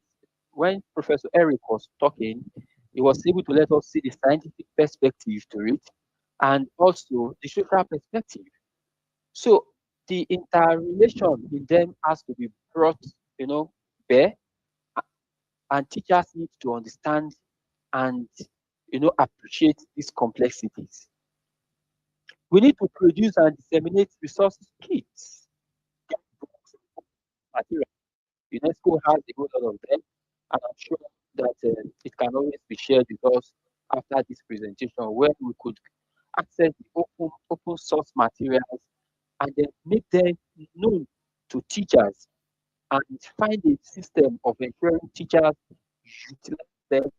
And we also can find a way of tracking, if teachers are building a system of continuous professional development for teachers, particularly on the subject matter of ESD. Then also we need to leverage technology. With technology that we can imagine. And at the federal level, the government has a platform for which teachers can even access modules, materials to learn, a whole lot of things. And that is e-learn. For those who are familiar with the e-learn portal, if you open the e-learn has two other sources. It has the Inspire and the Ignite. So from the Inspire portal, is for teachers to learn. And part of the resources in there, I think, is content on ESD. And if it is not there, it will be one of the follow-up actions for us to make sure the Ignite, the entire bit of e-learn has, materials that could help teachers to, continue their capacities. And the other point, the third one, is on policy and institutional support. Already at the national level, there are some efforts that have been Secretary General of the Nigeria Commission for UNESCO already mentioned something about the Nigeria Education for Sustainable Development Initiative. So I wouldn't want to pause with that. But we need to establish national ESD competency standards in teacher education systems. Already UNESCO has a standard, a global standard, that can be adapted at the national level, such that the approach to implementing ESD competency or ESD is standardized. It has a measurement tool and it's implemented in a manner that we can report its progress when it comes to tracking our progress. And also, we can easily link visible progress in the society to the effort that is being contributed either by teachers, by private sectors, by all players. Then also there's need to authorize regulatory bodies like NCC, NUC in this case, because TASUED is under the regulation of NUC, and TRCN to make sustainable training a component of teacher qualification and certification. So this comes back to looking at the minimum standard at NCE level, at NUC level, at NCC level, to make sure that this bit, is well situated in the process of preparing of training our teachers.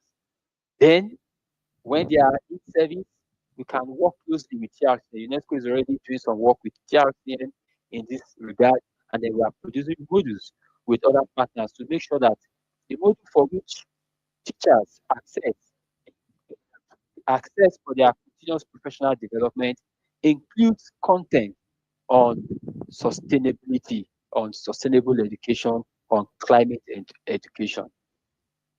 The fourth one, which speaks so much to what a research institute like TASUED could also, pick up easily, is on research and innovation. We should be able to mobilize resources and net support to assist universities and research institutions to generate evidence and best practices in ESD and teacher education.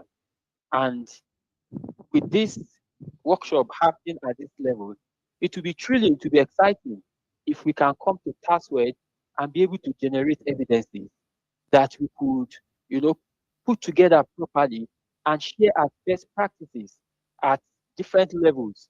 Maybe starting with Nigeria, it will be shared as best practice at at NC, National Council on Education, or at Joint Reference Committee on Education, as standard that can be adapted and scaled up. For us to have such evidences to share, institutes like TASUED might be instrumental in embarking on, research that can produce evidence. Then also, we need to encourage innovation like climate education laboratories. In our schools, yes, we could have such. And it would be a motivation towards changing the way the school system think, the way the school system, embarks on projects, because this laboratories would inspire and would help us build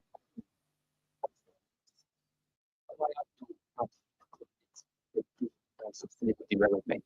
So schools, if we do not have currently in TASUED, it would be a very good idea to begin to reflect on having climate education laboratories. There are standards, there are checklists, there are guidelines, already published on how to set up such laboratories. We could also have school gardens. I'm sure TASUED has school gardens, but school gardens in the sense of sustainable gardens, clean gardens, because we have seen gardens that are powered by energies that are not clean. We need to have teachers and the rest. The last, which is not the least, is on partnerships and funding. To achieve some of the subject matter, some of the recommendations that have been provided, we really need to expand our partnership base. And in all honesty, I want to congratulate the organizers and TASUED that we were able to bring Orlando on board. Orlando is one of the private sectors that is active in the Nigeria education sector group. Some of the work, including some of their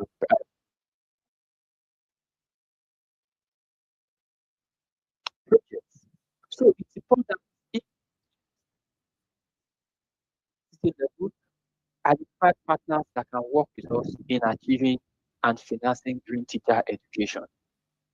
So I mentioned UNESCO, UNICEF, World Bank, GP Global Partnership on Education, but then private sectors, they are readily available because there is a link in achieving green education and the industry world.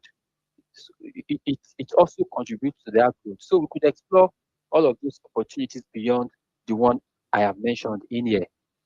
Then also we need to make sure that we also identify some philanthropies. They exist and they could be interested in contributing or financing green teacher education. Conclusively, teachers are indeed pivotal for sustainable transformation. There is nothing we can achieve without education. And education is the only means of achieving everything. We must act urgently to align education with environmental realities. We should stop using examples that are not relevant to the current situation. Our teaching should adapt the right pedagogy that transmits the right knowledge, that empowers learners to be able to solve real-world problems. And then we need to invest in teacher education more than before. From the level of regulatory bodies, NUC, NCC, to the level of training institutions, colleges of education, universities of education, and also to the community at large. Because the equation is very simple. Investing in teacher education is equal in our planet. future. Thank you so much for your attention. Thank you for extending this invite to UNESCO. Thank you, sir. Thank you, Mr. Anthony Oguniyi. Thank you for the lecture. I mean, it's indeed very, very impactful. We are glad to have you, and our esteemed regards to UNESCO Abuja for the kind words, for the encouragement, and for appreciating TASUED, your, your school as well. Thank you, Mr. Anthony Oguniyi. We truly appreciate you. If you permit me before you, I want to now. You have the floor. To the institution, I am indebted to my lecturer who take to my training. It's good to thank you also because your follow-up, conversations today to make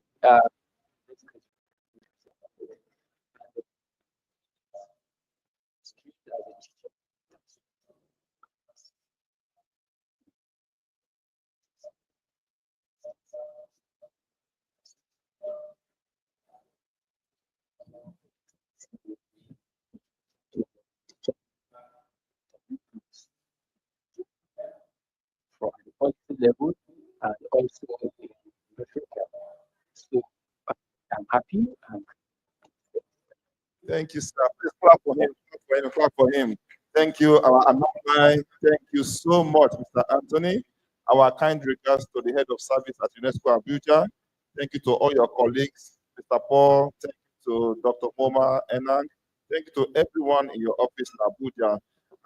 Hopefully, this time next year, we should do the bigger conference for about 3 days. Then you will visit your school, whether you like it or not. Thank you, Mr. Anthony. All right. For those that want to take a bit of stretch, you are allowed to do that for 5 minutes before we have our professor in the house. If you want to stretch your legs, we can allow you for that for 5 minutes. So at 2 o'clock, we will reconvene here at 2 o'clock.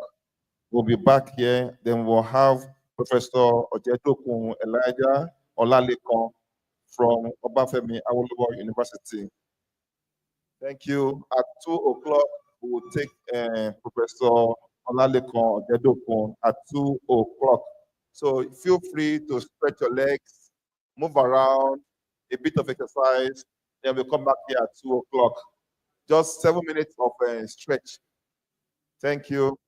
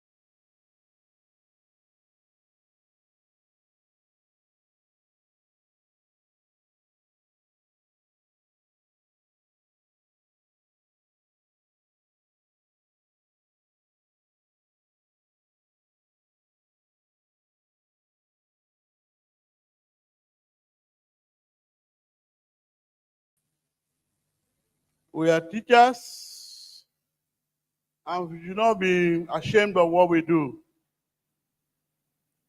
Hello, uncle, are you a teacher? Are you part of us? Can we suspend that discussion for now? I'm using my power as a teacher. Aromore loko. Aromore loko. Ẹni bá bínú teacher. Aromore lebu. Aromore lebu. Ẹni bá bínú teacher. Thank you very much. I want to appreciate the organizers of this program for inviting me to speak in the program. I want to appreciate the TASUED University of Education, the foremost University of Education like that has also the privilege to be part of this program. I'm not from TASUED, I'm from Great Fair. Thank you. But I'm a member of this university because I have the approval of the Senate to be an external examiner to a department in this university. So definitely I have a stake here. I've been contributing to the success of students and departments in this university. It's almost 10 years. I come here almost every semester, and I'll be examining postgraduate students as well. The last time I came here, I examined about 10 or 11 master students. So I'm part and parcel of you. Your success is mine. You will never fail. I have been asked to speak on sustainable teacher education as a tool for transformative society. I deliberately put it as sustainable society because it's a synonym for a transformative society. And as I go forward, you get the message. I would not waste your time or spend much of your time now because it's almost getting close in time. What is a transformative society? Okay? A transformative society prioritizes and implements significant positive change to address various social, economic, and environmental and cultural challenges. And by that, it wants to create an equitable, sustainable, resilient society with focus on sustainability, social justice, economic transformation, cultural evolution, and involve collaboration among governments, organizations, and individuals to drive meaningful change and create a better future. The messages of sustainability, as you have heard, they are about environmental conservation, renewable energy, sustainable agriculture, climate resilience, and circular economy. It also has a social justice component, which revolves around human rights, inclusive education, economic empowerment, health access, and restorative justice. All right. The message of economic transformation is about social entrepreneurship, inclusive growth, cooperative ownership, impact investing, and basic incomes are guaranteed. We have a message of cultural evolution. We talk about diversity and inclusion, cultural exchange, indigenous knowledge, artistic expression, and intergenerational dialogue. There'll be no time for me to dwell so much on this. How is sustainability education a tool to achieving a transformative society? The basic knowledge of environmental education for those of us who are in the area all the while is AKA SP. Awareness, knowledge, attitude, skills, and participation. I saw in one of the drawings of one of our professors the other time, I saw brain, I saw heart, and I saw the finger. They pass the message of the knowledge, the attitude, and participation and skills. Now, that's just about that. Raise awareness, build knowledge and skills, foster critical thinking, promote values and attitude, encourage community engagement, supporting interdisciplinary and developing sustainable mindset, and empower your leaders. Yeah, this is the image of sustainable development goals, as we all know, and it revolves around 17 ESD goals. And the messages they are passing is that there should be no poverty, there should be zero hunger, there should be good health and well-being, there should be quality education, there should be gender equality, clean water and sanitation, affordable and clean energy, decent work and economic growth, industry, innovation and infrastructure, reduction in inequality, sustainable cities and communities, responsible consumption and production, climate action, life below water, life on land, peace, justice, and institution partnership for the good. If no other sector of the society, or let me say, every other sector of the society can isolate any one of these and say this is my own focus. Why we will take quality education, SDG goal number 4, we cannot run away from the fact that every other thing is a component, and it has its own education component. And that's why we cannot run away from it as teachers. No nation rises above its teachers. No society can thrive without education. Nobody can be a leader without having been to school. And that's why they verify certificates of people before they can put them in public offices. They want to know whether you have been well trained by your teachers, whether you have the knowledge, whether you have the attitude, whether you have the skill, whether you have a sense of belonging to the extent that you can participate in community engagement, whether you will see society as your own, as a member of the community, or as a citizen of a nation. They want to know, you know, the power that we have as a teacher or as teachers. That whenever we tell our child anything at home, the child sometimes will not listen to us. Because the message the child passed across is given by the Orisha, given by God the Almighty, the teacher in the classroom. You say, Junior, do this, he will say, no, that is not how to do it. That was not how my teacher had taught me. So that is the question they give us when they say, show your certificate. By the time they say, come and demonstrate what you have learned, they're also saying, was your teacher good? That is the question. Did you listen to your teacher at all when you were in the classroom? Did you learn anything at all from your teacher? Don't let me waste much of your time. So even if you are talking about peace or justice or even partnership, cooperating with people, health and well-being, you are talking about what has your teacher impacted in you? What have you benefited from your teacher? All right. Okay.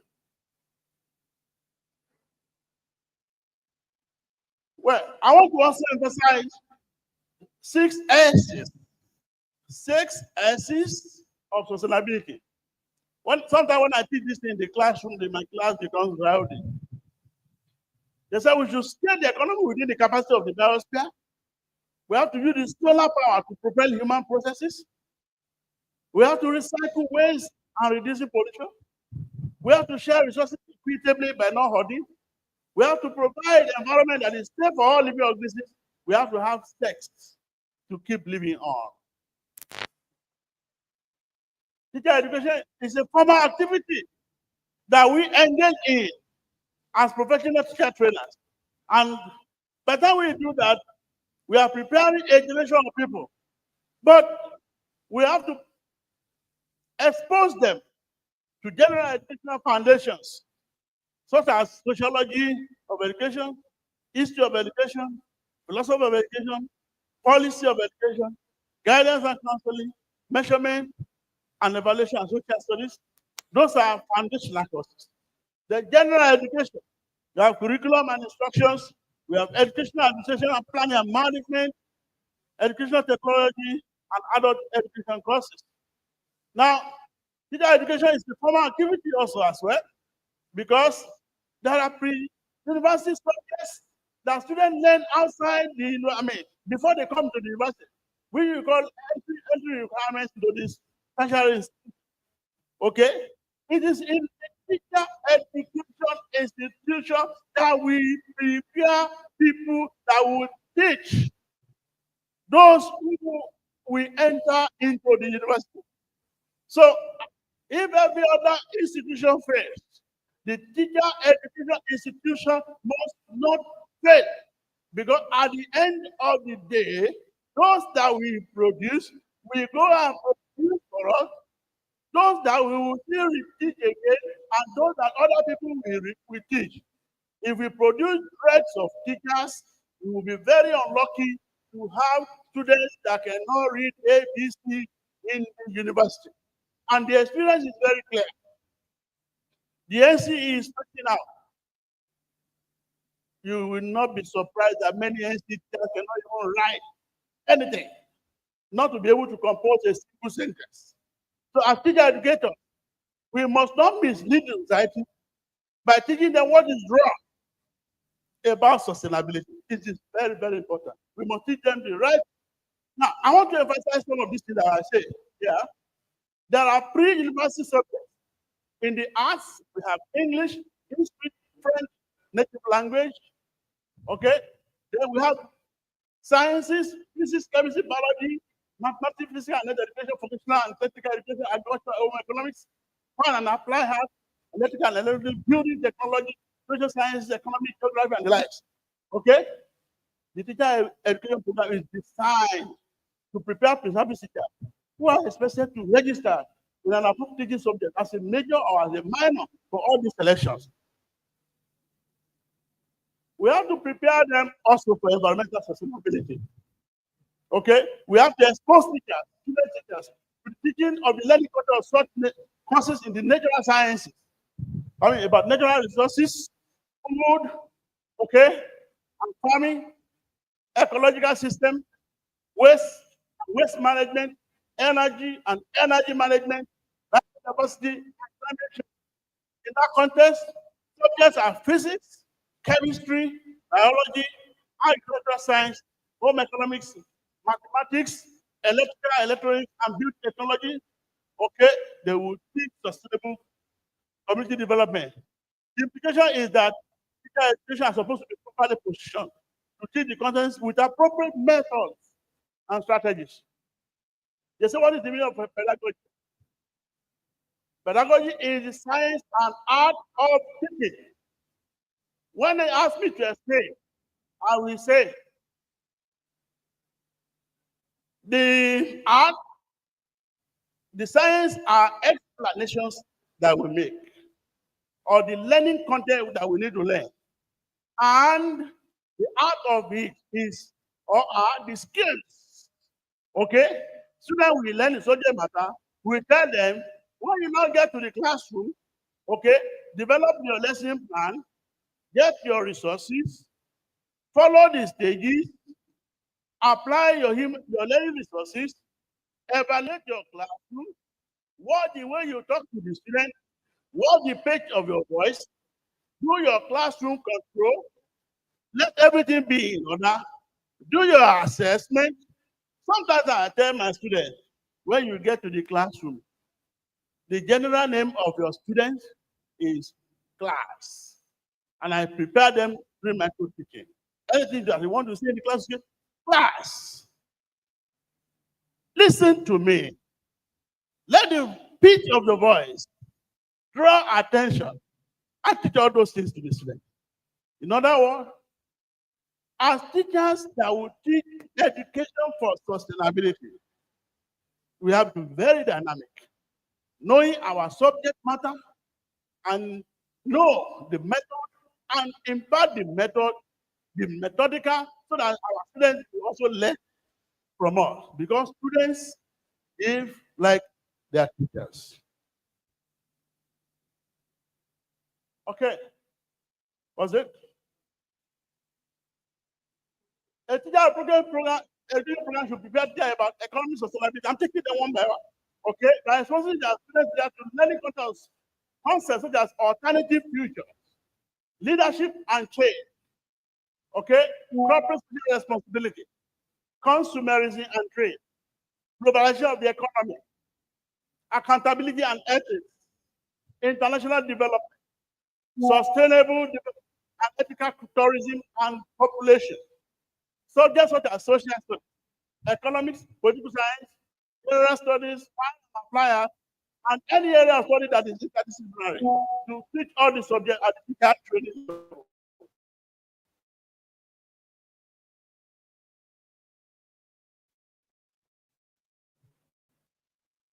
Okay. Then we will teach about social sustainability, history, social studies, political science, general studies, fine and applied arts, home economics, physical and health education, and other areas of study that are interdisciplinary to teach students about concepts such as sustainable community, community diversity, intellectual understanding, sustainability in the environment, travel, transport, mobility, health and well-being, peace, security, conflicts, and conflict citizenship, governance, democracy, and human rights. As a former activity as well, teacher education to impart the knowledge of environmental, economic, and social sustainability that will promote community development. And it will come in terms of impartation of skills, assisting students to inculcate good attitude, abilities, and behavior, okay, in the classroom, and to help that will help the younger generation that they will teach to also develop safe as they grow under their mentorship or tutelage. Now, what are the challenges of mainstreaming education for sustainability into teacher education program? Here we are. The first thing you need to do is to conduct what we call a SWOT analysis. Strength, weakness, opportunity, and threat. Okay, of mainstreaming sustainability into your area of college. If you're an expert in curriculum studies, how do you mainstream it? If you're an expert in educational planning or management, how do you mainstream sustainability into your teaching? If you're an expert in the subject area, physics, chemistry, biology, economics, geography, mathematics, language, art, fine art, philosophy, and the like. How do you do that? You should also do what strategic model. Let's see what we can learn from two tables attached. All right. In one of the papers that I authored, as a specialist in social studies, I tried to look at the strength, the weakness, the opportunity, and threat to mainstream social studies in the school curriculum. I observed that social studies is strong because it's a subject at the primary and junior secondary. As an ESCO of Social Studies Association of Nigeria, I've been a forefront of why the social studies up to senior secondary. We have been agitating, and we are now saying that even civic education that they do, to the point of certification at the senior secondary level, is a product of studies. And those that will teach it from the social studies graduates, political scientists have been contesting with them, and we have won the same shoe of fight with them. And by the grace of God, we are going to defeat them because we have come out with that will be more inviting. Because at the previous two introductions, it was written expressly that the subject was extracted for social studies. So now, all those things I have said, then I look at the weakness. It lacks implementation of the subject for citizenship education.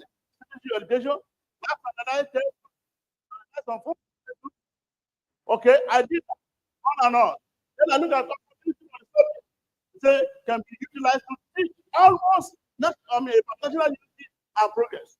May be taught as composition at level if succeeded.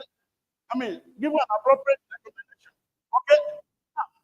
I also look at threat to it may not be allowed to threat. So I did all this. I can see the slide, you understand it.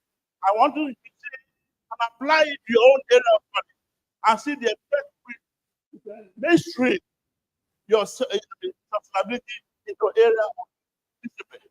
Then the strategic model guided by Stephen Stalin, I can remember the year, and it says that we should look at two perspectives from the point of view of a nation, from the point of view of subjects that you have expertise in. Then you raise the question, who are we? Where are we going? How do we get there? Who needs to be involved? How do we know that we have gotten there? That should be at the back of our mind. As experts in any area of training at all, within the context of education.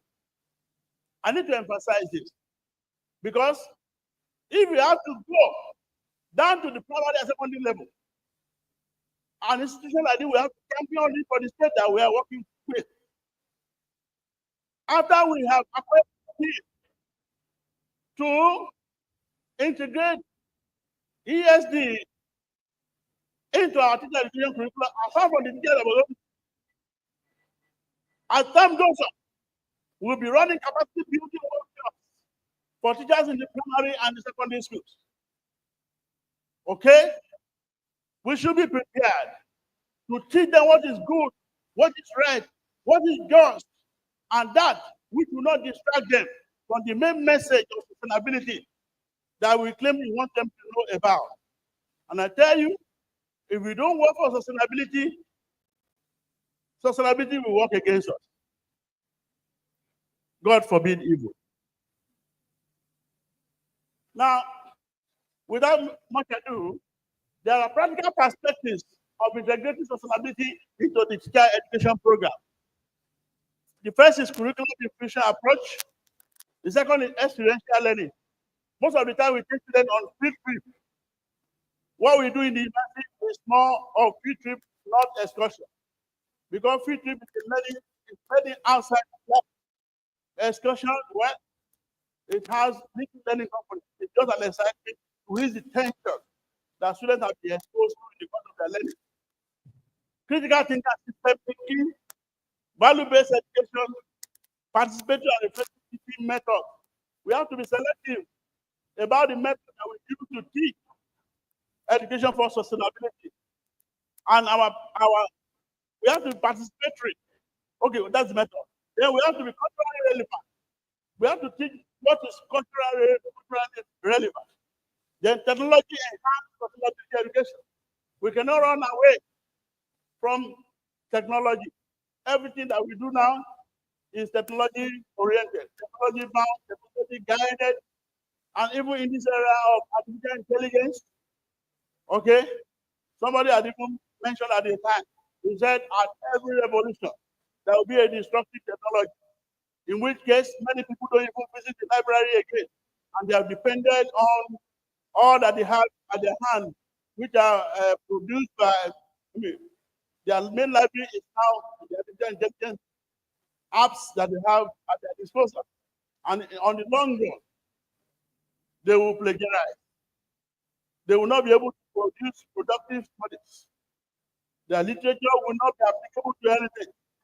Sometimes they can run into problems that can lead to litigation and some other matter.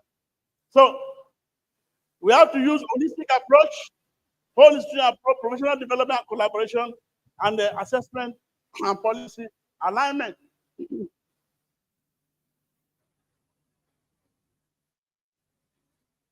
So it is very important that we take sustainability to the classroom. But before we take it to the classroom, let us take it to the university classroom. Let us take it to the teacher education classroom. Let us infuse the curriculum within our subject area. Let us make our learning more experiential.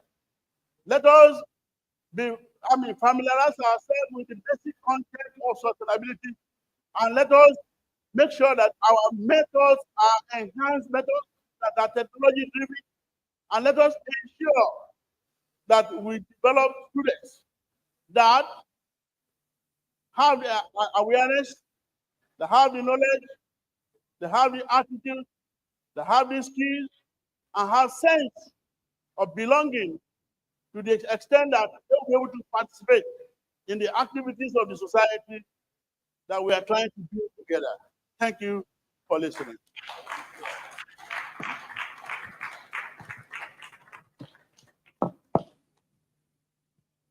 Thank you, Prof. Thank you, Prof. Thank you. A teacher indeed. Please sing again. Please, Daddy. Sing that song again. Aroma rẹ̀ lóko. Aroma rẹ̀ lóko. Ẹni bá bínú nígbà. Aroma rẹ̀ lẹ́kùn. Aroma rẹ̀ lẹ́kùn. Ẹni bá bínú nígbà. If you can read and write, thank your teacher. If you can read and write, thank your teacher. Say it again. If you can read and write, thank your teacher. Thank you, sir. Thank you, sir. A teacher indeed. A teacher indeed. Thank you very much, Edokun. Of course, I'm sure that your reports are also here on earth. Thank you so much. All right. Normally, we should have an exhibition today because, like we said earlier, that it shouldn't be only academic. We want to see people that are practicing on the field. And we had Ademola Ogunbanjo earlier.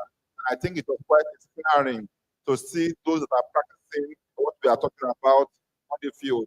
But also today, we have a practitioner of what we are talking about, is the founder and CEO of Atmos Powered Energy Limited.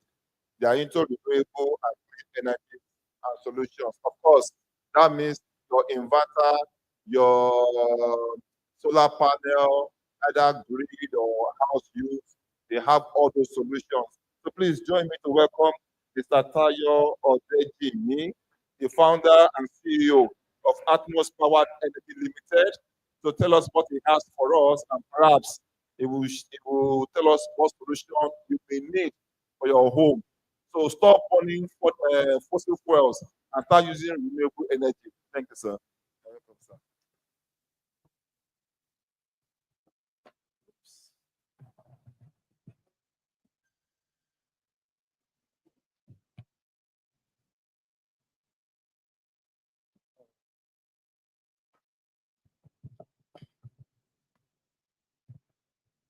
Anyway, good afternoon, everybody. Almost impromptu. I thought this session was not going to come up. But I'd like to just give you a few stories. Okay.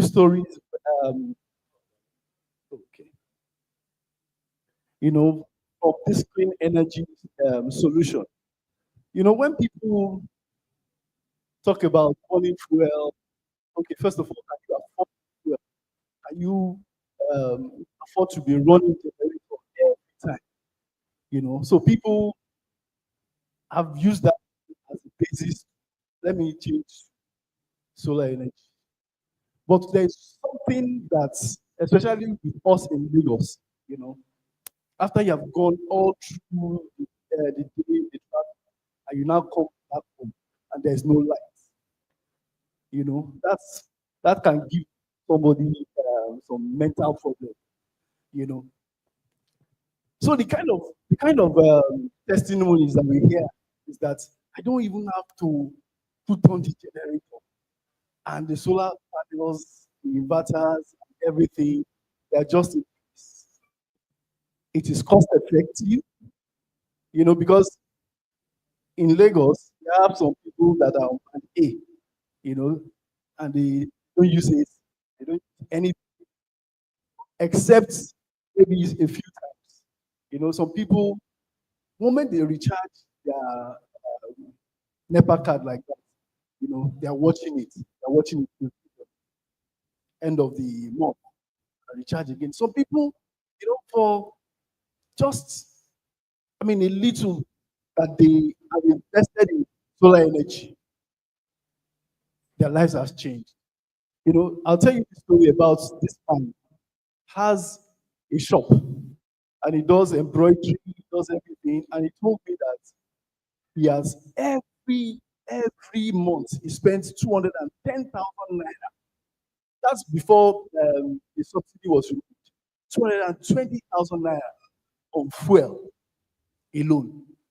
And he just applied for a loan and got a 5 kVA inverter and a 9.4 battery. And after 3 months, he just called me. And because he's a stammerer, he just said, lie. What is the problem? Then he now started praying for me, saying that from the day that he has installed that inverter, that he had not bought fuel for 1 day. So much that his boys were like more abusing and saying that like there was no need to buy fuel anymore. And I tell you,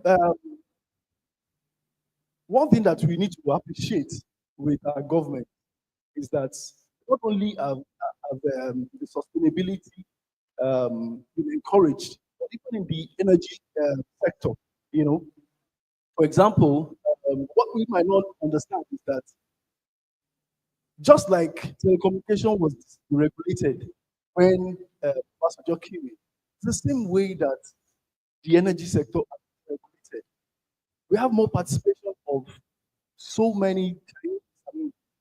Everybody coming into Nigeria just to sell energy, renewable energy. And there is a solution for everybody. There's a solution for everybody.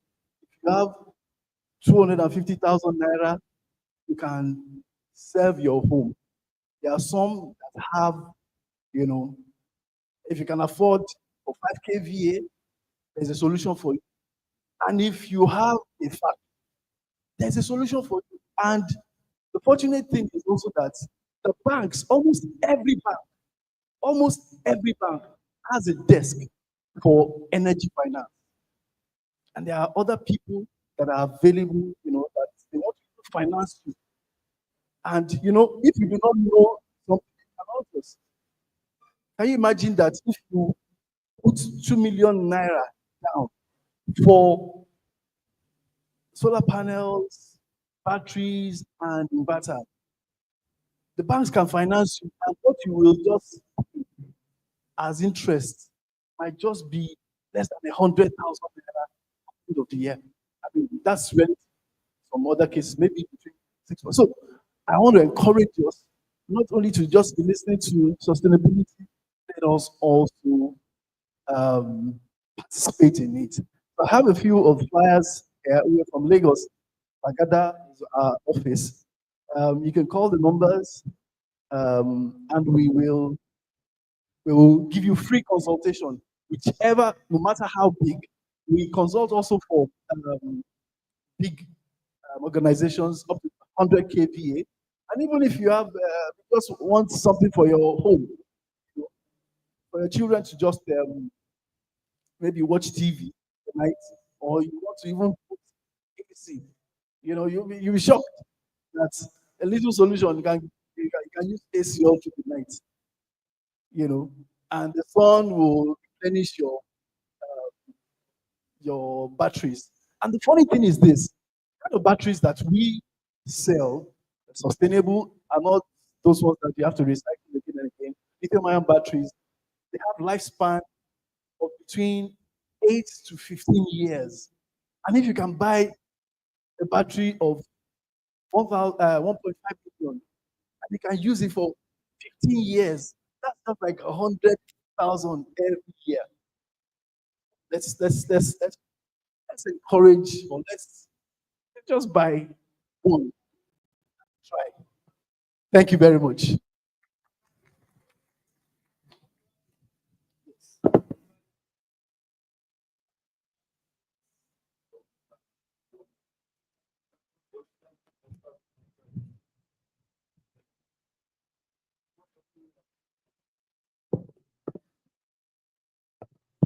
Thank you, sir. CEO, founder, Powered. Thank you, sir.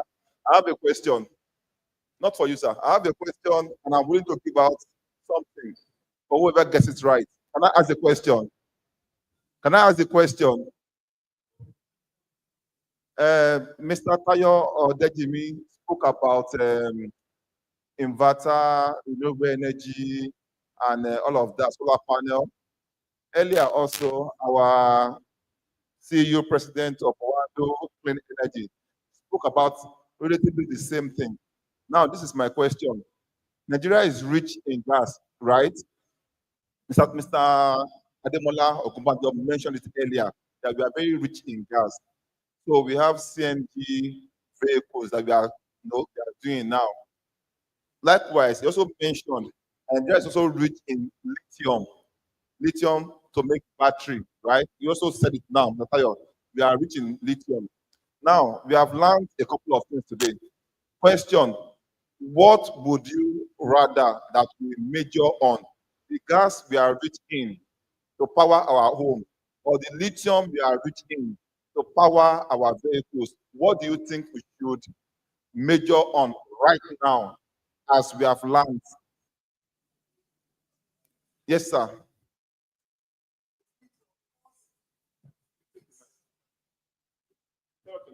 It is lithium because it is environmental friendly. And that is exactly where we are going to end.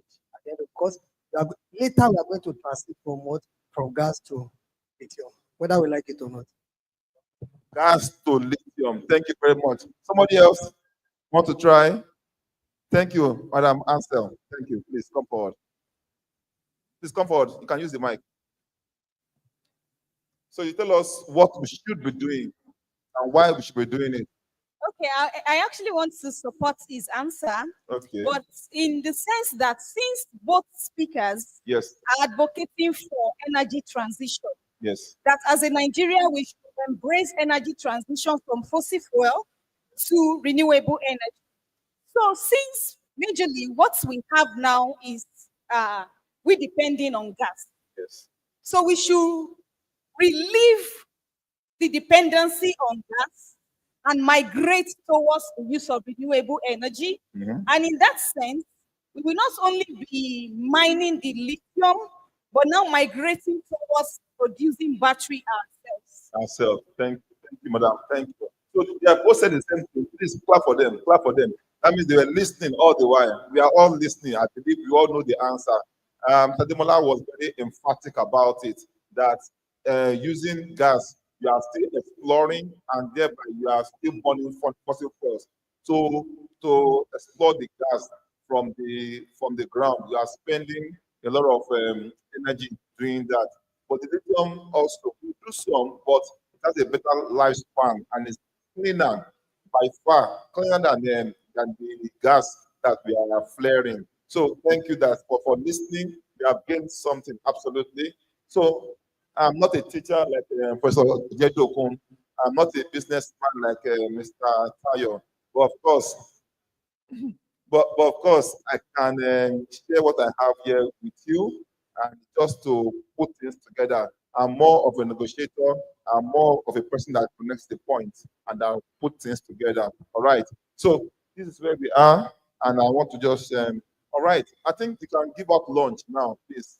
Give out lunch to our participants, and after now we can take our leave. Give out the lunch, please. All right. So my name is Panji Odemi. I'm the MD of IELTS, and what we do is we do workshop on transformative education and innovative education. Whatever is innovative, whatever is transformative, that's what we do. You know, we have shifted from the traditional way of doing education. We are into transformative education. So we do workshop here and abroad, both in Europe and America. We do workshop all over the world. Then, of course, this is my school in Brussels in regular time, like summer right now. This is what the campus looks like. Can you just go to slide 3 or thereabout? Yes, this is what the campus looks like right now in Brussels. It's summer and it's quite sunny. So this is my campus. I'm a research doctorate student there. I do my research there as a researcher in PhD in one of the faculties there. And of course, back to where we are today. We are looking at the competencies for sector transformation. Our prof has spoken extensively on how to transform our society by training teachers, which is what TASUED is doing today. TASUED has taken a lead, a very special leap, you know, to say we want to train our teachers.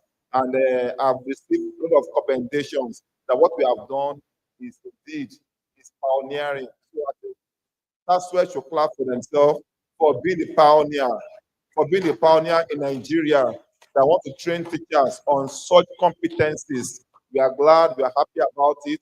Of course, we are the foremost university for teacher education. So little wonder why shouldn't we be pioneer here also? So I congratulate TASUED and I really appreciate you for doing this workshop. Then of course, back to education. What is the role of education in sustainable development? I think our guest speaker mentioned earlier, Mr. Demola, he said Ethiopia has planted billions of trees, not because they have done so much damage to the world, but they took responsibility. Can somebody just change the slide, please? Yes, yes, yeah. So, but they took responsibility for the action of the world, and they have planted about 4 billion trees in Ethiopia. They haven't done any wickedness, but they're just taking responsibility. Now there's mitigation, there's adaptation techniques. Very wonderful. What is the role of education? What is the role of teachers? What is the role of TASUED? What is the role of NUC, teacher training? What is the role of education? Mandela rightly said, the Matiba himself, he said, it is the most powerful weapon which you can use to change the world. Education remains the most powerful weapon you can use to change the world. So, in other words, we appreciate adaptation techniques. We thank God for the tree planting. Billions of trees have been planted. But, like I said, what is the role of education? And whether we like it or not, education remains the most powerful weapon that you can use to change the world. That is the word of Nelson Mandela, the Mandela, and the Nobel laureate for peace. Yeah.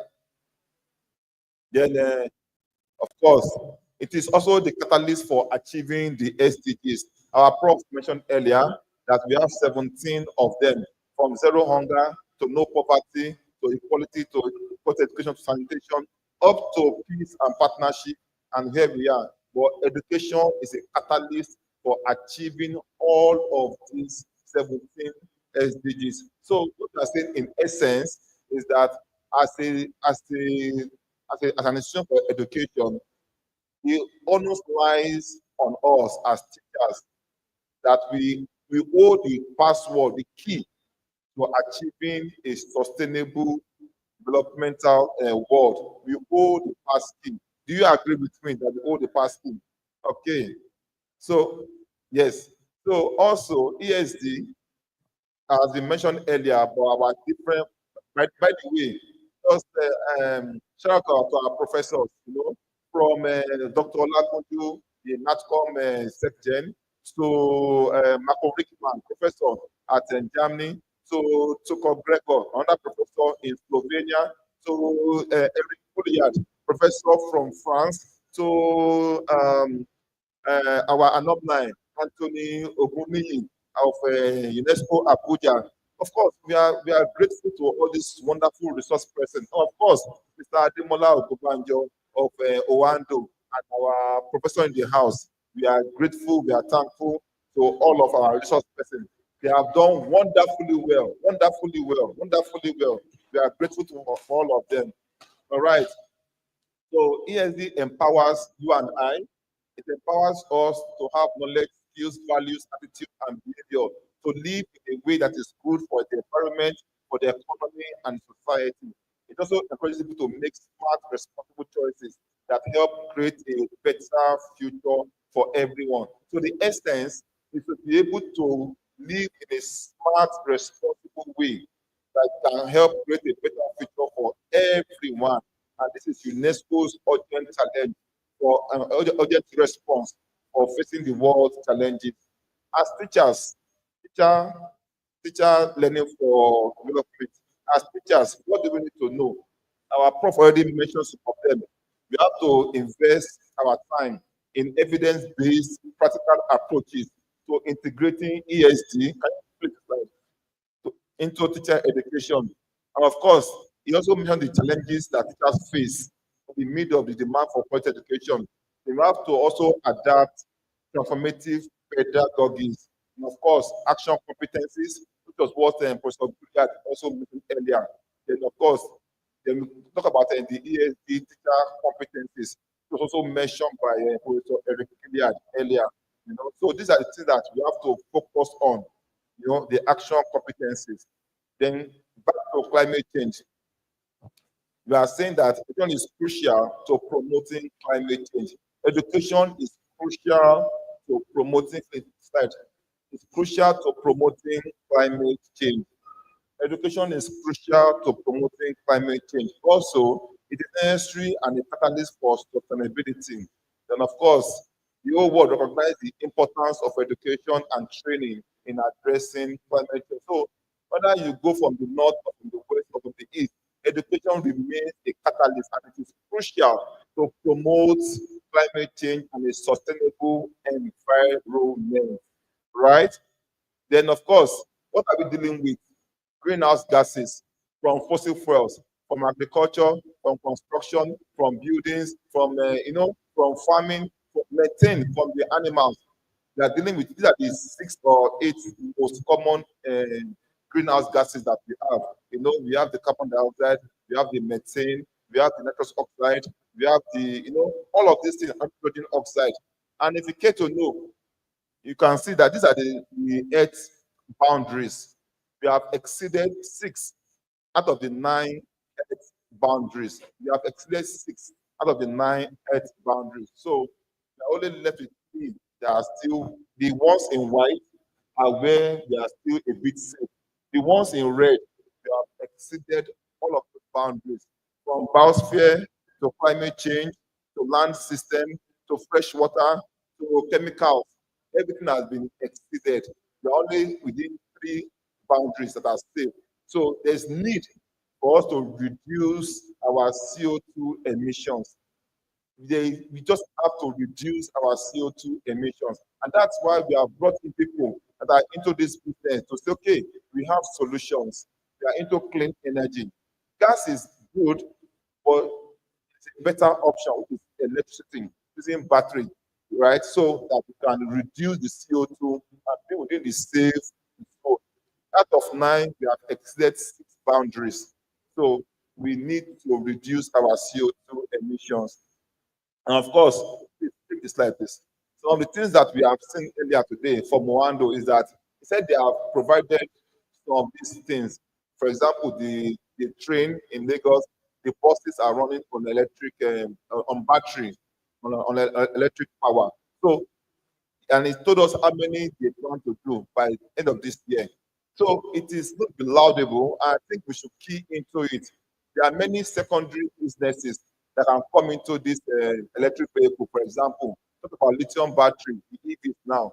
But also, there is the charging point that can be just like the way you have a GSM. The first thing was the SIM card, right? The next thing you see people selling recharge card. So there are secondary businesses that comes up when you have new ideas. So electric vehicles is coming. Hyundai is already in Nigeria. The Chinese are bringing their own vehicles already. Quote me anywhere, there will be need for charging points at every distance. Perhaps by the end of this year or next year, you may have 2 or 3 charging points on TASUED campus. Who believes that? It's going to come to pass because that is the future, right? So there's the solar panel, there's the wind, there's the geothermal. These are renewable and clean energy. So we are going towards clean transportation, as you can see there. Our buses will be on battery, running on clean energy. All right. Then, of course, this so this is where we are now. We have finished the program, and I cannot say but appreciate TASUED enough. I thank the VC. I appreciate the registrar of the university. I'm very grateful to the school librarian and the vice chancellor as well. We are very glad that this has come to pass. Already, I'm receiving different mails saying that they are happy that we have done something that is not done anywhere else. And we have started it already, and we are very grateful about it. TASUED has taken the lead, and I can assure you that all those guys you saw presenting from Europe, they are the top in that field. They are well connected, and this school is already on the map, and we are grateful for that. And it can only get better. It can only get better. So, ladies and gentlemen, thank you for the attention. Thank you for attending the workshop. Hopefully, we'll see you next year for the 3-day program. It's going to be a national one. Thank you, and God bless you. Have a wonderful evening.